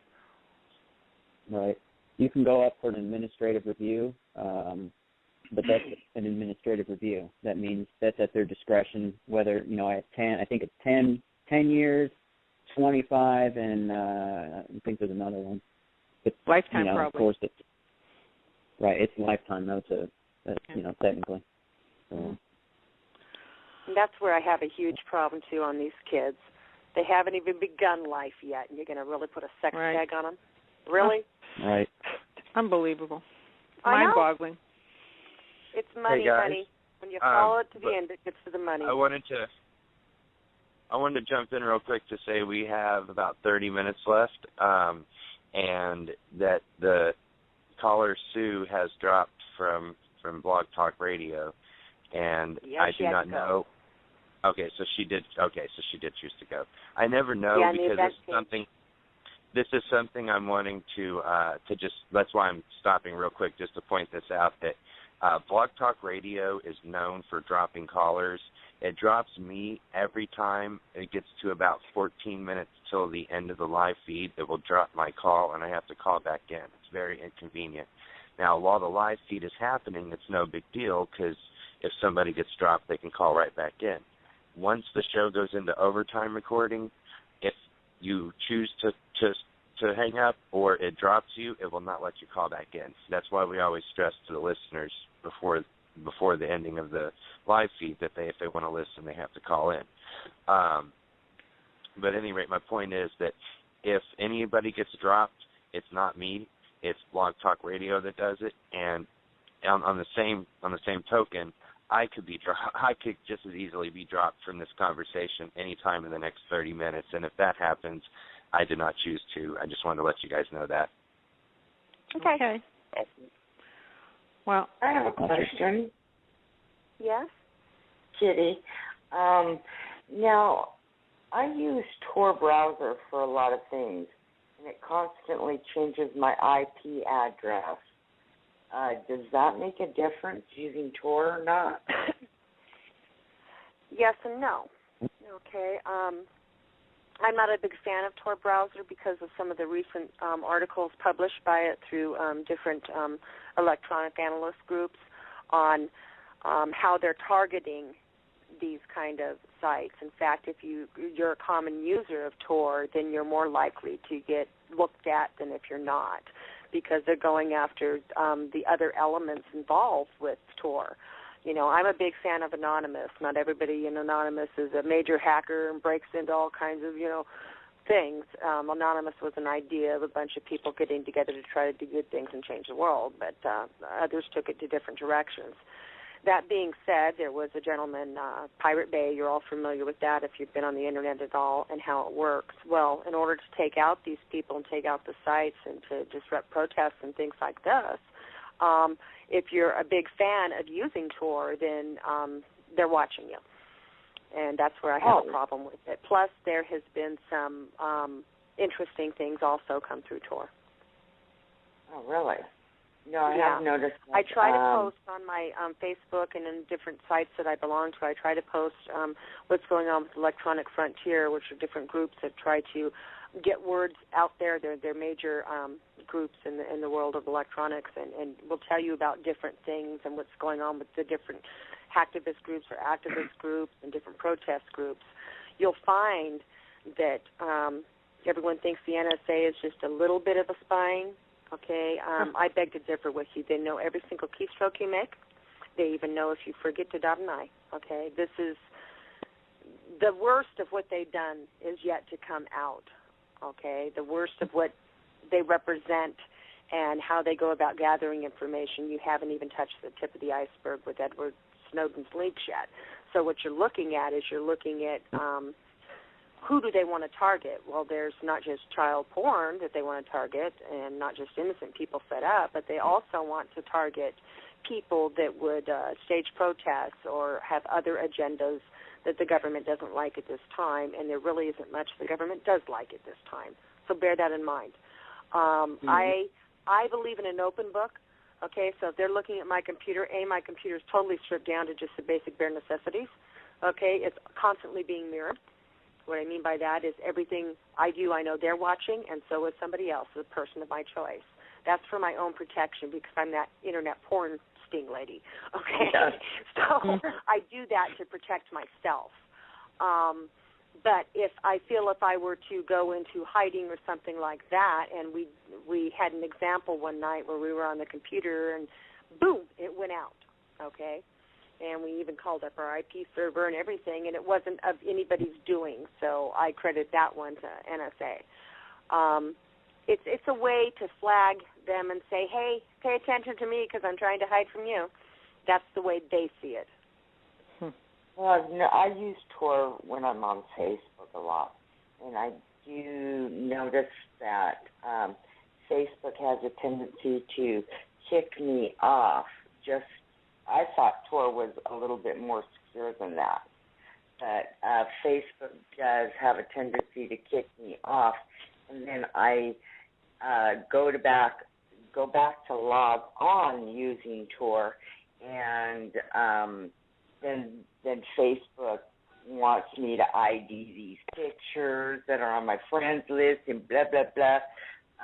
But I found a way around that. So I avoid having to ID anybody to log back on to Facebook. What you need to know is it doesn't matter if you're using Tor or not. They know. By the time you hear about something in the news or some new invention or some new tracking way, you can guarantee that it's been out in the government for a long time before it even hit there. Yeah, here's the thing with Tor. If you hit any non-Tor site like Facebook, you're no longer secure. Exactly. The second you leave anything off the Tor network in any way, shape, or form, you're totally unsecure, just like you were using a normal browser. And here's a couple other items. The government also has been masquerading as their own Tor nodes, and actually the NSA. And there's also another way of tracking users aside from the IP address is cookies. And I know this from one of my clients. That's the way the code works. I'm not going to get into it too much, but it tracks a user when they change IPs by the way of their cookies. So it's going to do it either way around. It's either going to do the cookie to the IP or IP to the cookie. And no, it goes even beyond that now, unless you're running an older system. I deliberately run an old system because there was no built-in backdoor in my system. Okay, I prefer the older system to protect myself. But on modern systems, all new computers and devices have a special, I'm not even going to call it a chip because it's not really that. I'm just going to call it a backdoor. The backdoor is mandatory installing on all electronic devices. They can activate your device whether you're turned on or not. Did you hear what I said? They can activate it and know what's on your computer, whether it is turned on or not.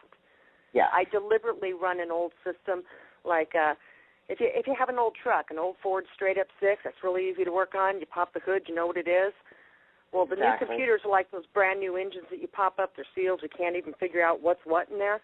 Okay, I run an old system like I drive an old Ford truck. I do that for a reason, and I'm very honest and outspoken and out there. And that's because, I have nothing to hide. I don't want to draw attention to myself too much, but I really have through this. But if you're running on a newer system, and I'm going to say 3 years, okay, and newer, it's already pre-installed for you, honey. You don't need to do a damn thing. They've already got you. Okay. Thank you for the information. You're welcome. Thank you for coming on. Hey, Esther, are you still on there? Yes, I am. Does Caution Click have a website now? Yes, it does. Let me get you what it is now. Okay. Caution click. Okay, info. Well, actually, let me give you the other one. They changed it actually recently. You can just, type in caution click, and it'll come out with info@cautionclick.com. Okay, great. That's the email, but actually their website is www.cautionclick.com, the same thing. But if you type it in, even, and Google it, it'll come up with Caution Click. It'll direct you to the home page, and it'll tell you what we're all about. Great. We're going to check that out later tonight. Yeah, you should. It's and it's just dedicated to the subject we're talking about tonight. Well, honey, if we can't talk about it, that's half the problem, that nothing's getting done, is because that's people exactly are right. Everybody was afraid and embarrassed or whatever, but you want to get, you want to lick this thing, you got to speak up against it. And the kids, the kids are stupid. Kids think that, how when you're driving in your car, you think that you're driving all by yourself and you'll pick your nose and Right. When people are on the Internet, they also have that assumption, because here I am, I'm in a room by myself, it's just me and my computer, nobody's there, there's no faces, no talking, and they assume. That's right. There's a natural assumption of innocence. Right. Nobody knows what I'm doing. Oops, I made a mistake. Okay, I can just delete that. Right. It doesn't work that way. It's barbaric. It's mind-boggling. I mean, when you talk, when we get on some of these meetings and you hear about some of these, what their kids are going through, it's just unbelievable. It's and the Internet's the one place where you could be talking to a beautiful girl, and it's really a 53-year-old FBI agent. Exactly. How fair is that, Chris? And they just, I don't understand it. It's a terrible thing to say, but I'm embarrassed that this goes on in America, but it does. If they really wanted to go after the true perpetrators that produce and market child porn, if that was their real intent, you'd be going after the big fish. You wouldn't be casting a net and reeling in the guppies. Okay? That's right. You'd want to start at the top. You don't want to start at the bottom and work your way up. Well, their mentality is, if you get rid of the demand, you'll get rid of in other words, if the demand dries up, they'll stop producing, which is the ass-backward way to do it. I repeat myself. That's the exact same philosophy as the war on drugs, which has exactly right. And one of the reasons, first of all, is that a lot of these are produced overseas. They can't get to these people. In a lot of countries, majority are offshore, right? It's not illegal in a lot of countries. They don't get prosecuted for it. Right. So you just fly down to Brazil and do whatever you want. Right. Thailand, a lot of these countries, they don't get prosecuted, so they're home free. So they just take it out on the end users, and their rationale is just I don't know. It's an insult to people's intelligence. Well, here's why. 5,700 government employees. That's why. Right. But can they? How is it? I mean, they'll never investigate these people, of course, because they did their tokens. What I mean by tokens are the ones that were just so blatantly obvious. Let's throw them a bone kind of deal. Okay, they did a few. They've done a few. That's because Grassley got involved. They did a few. Yeah, a few token people, and they probably got 10 people, and the other 5,000, whatever it is, got it scot-free. The project itself is morphed. It's no longer what it was, okay? It's morphed into many other programs. And they keep funding it, and they keep throwing money at it, and the prosecutors keep entrapping the innocent people going into it because they have to justify the money. Money, sex, or power really does rule the world. I never wanted to admit that, but it does. Oh, it does. Absolutely. And you would never think in this country it does, but it sure does. Yeah. We're one of the biggest consumers of child pornography, actually. I could believe that. Yeah, I could believe that because we're the biggest market probably for a lot of drugs or whatever. That doesn't surprise me. It's just. But if you don't teach about it, there are adults I know that don't know what child pornography is. Oh, that's just a negative. That's not pornography. What's your idea of pornography? Okay, by their standards, I have a beautiful picture of my newborn baby son naked on a bearskin rug. Mm. Well, okay, is that child pornography? Well, they can interpret it as it if they wanted to. Yes, they did, just like that 16-year-old boy. Yeah, I mean, this is what it is. If they decide they want to do something, they'll use any trick in the book to do it. Kind of makes you want to take stock out in private prison complex, doesn't it? Gee, I wonder what the returns are on that. Oh boy, that's a whole other story that I can't. And there's they who go knows. hand in hand. Oh, if absolutely. you're going to run sting operations.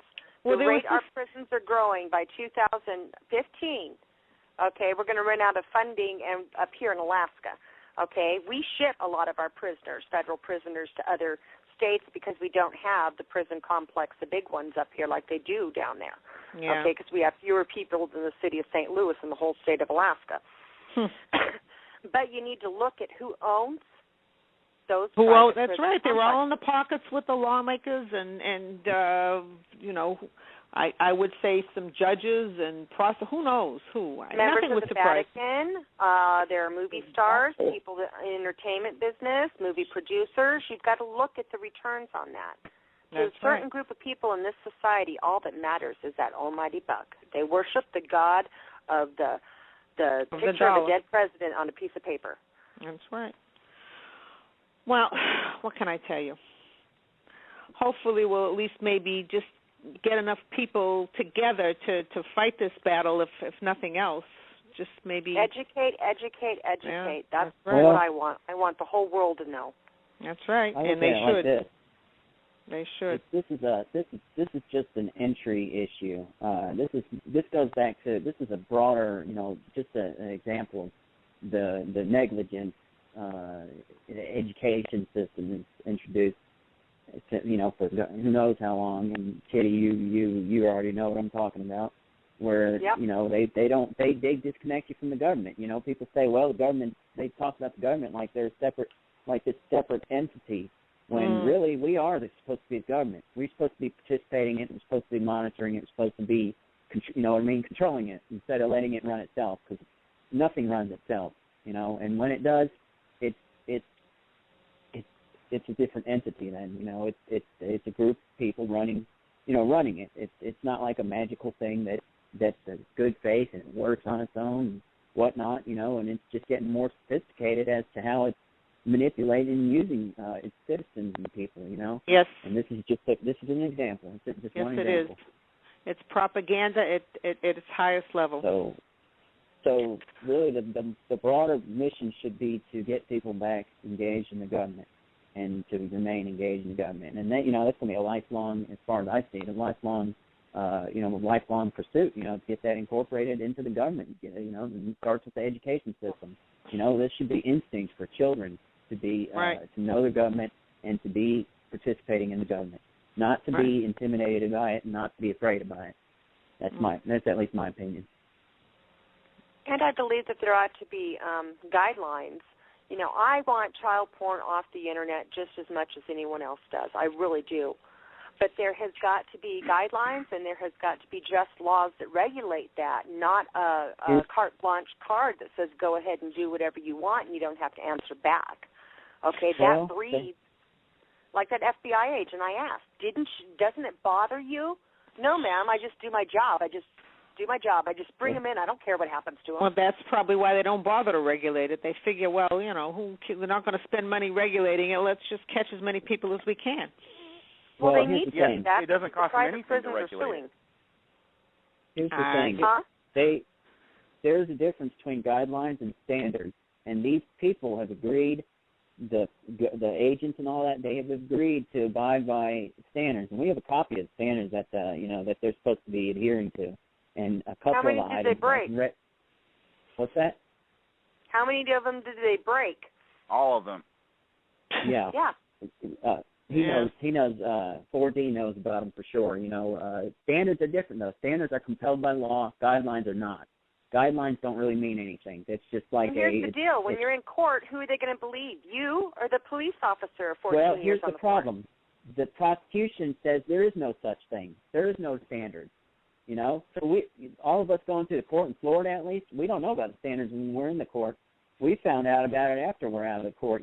Cases are almost, back when we're allowed back on the internet. A couple of our guys, I don't know who came across the standards. I don't know if it was you, 4D, or who, but because he's done a lot of work. He's done a lot of the data sifting and whatnot, So, but it's out there, and they're trying to say it's not, but it's there, and this is like public information. Yet they're suppressing. They can lie and get away with it. You cannot. Yes. But they're allowed to lie and get away with it.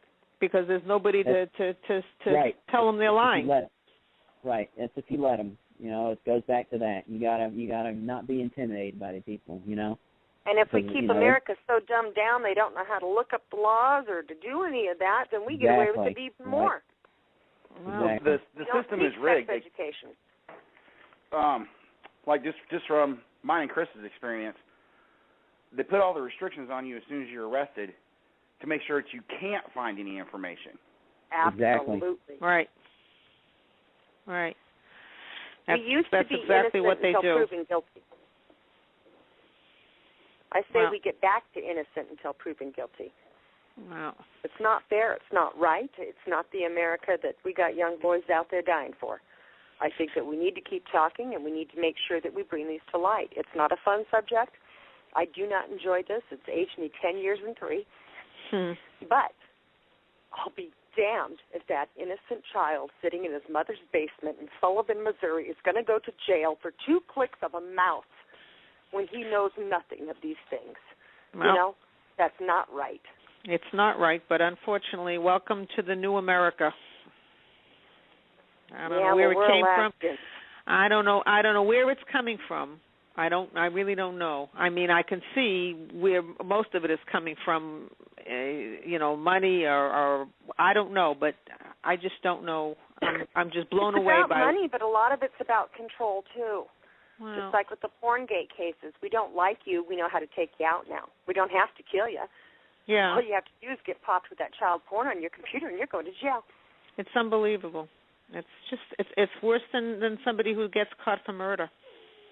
It is. In fact, murderers absolutely. get lighter sentences than these guys. And the hands-on offenders get much lighter sentences. I mean, here in Florida, I think there was a puppeteer or something. He got, 15 or 20 years for child pornography, and somebody else at the same time who actually physically attacked an 11-year-old girl. He raped her and he left her unconscious. He got half the time.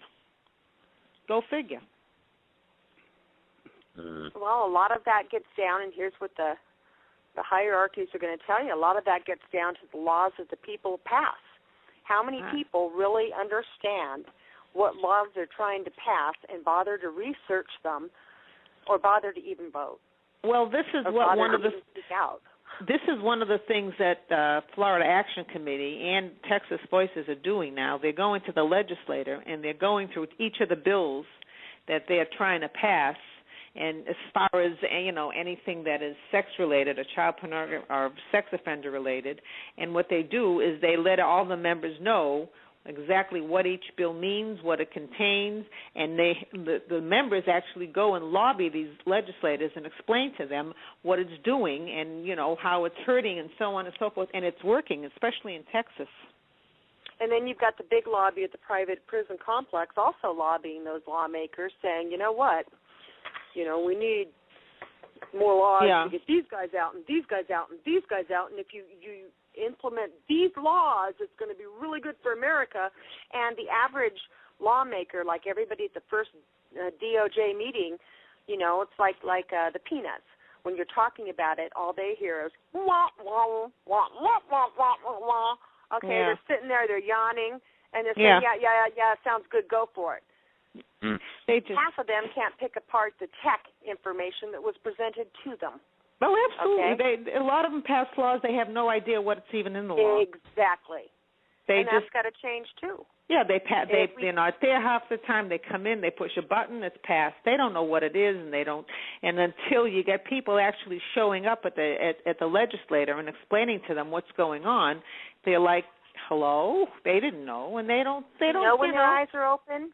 Their eyes are open when it happens to their kid.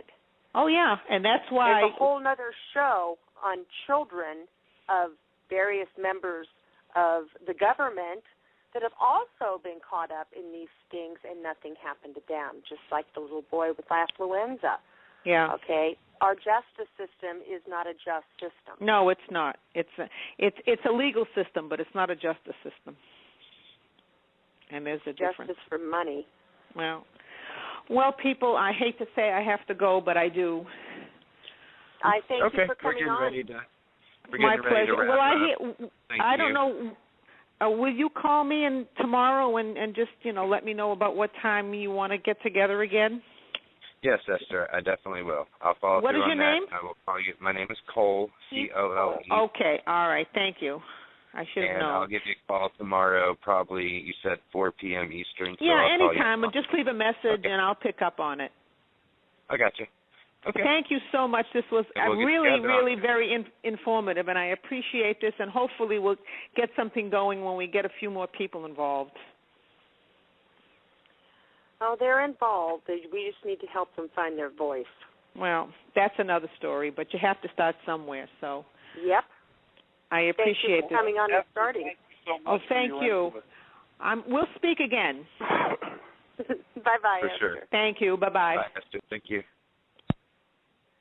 And we have about 3 minutes. I'm going to wrap up the show with a song going out for the recording, and so we've probably got about 3 or 4 minutes to wrap things up. And sounds like we have a part 2 lined up. Sounds good to me. Chris, you in?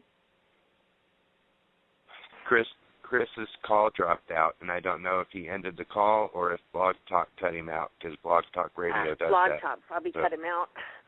Well, he'll be in. It happens to me. Yeah. Happens to me like clockwork about 14 minutes before the live feed I'm ends. surprised mine hasn't dropped with as much as they're watching me up here.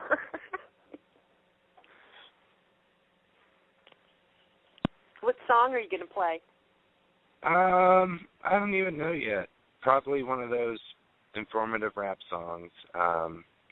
Maybe not. I do have one that's kind of an informative rap song.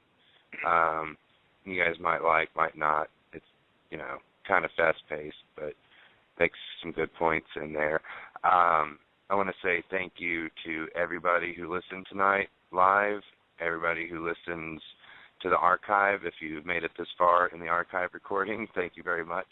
And to the YouTube viewers, the online viewers, and to my guest tonight, Kitty Wolf, her husband Scott, to Chris, to Trey, to Eva, to Esther, to everybody who called in, I want to say thank you.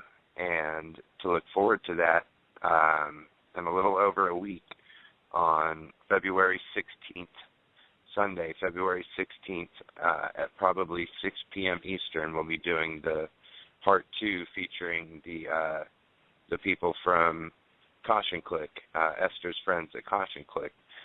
So definite progress being made. Already connections are being made, and two groups that are fighting the same battle are coming together to join forces.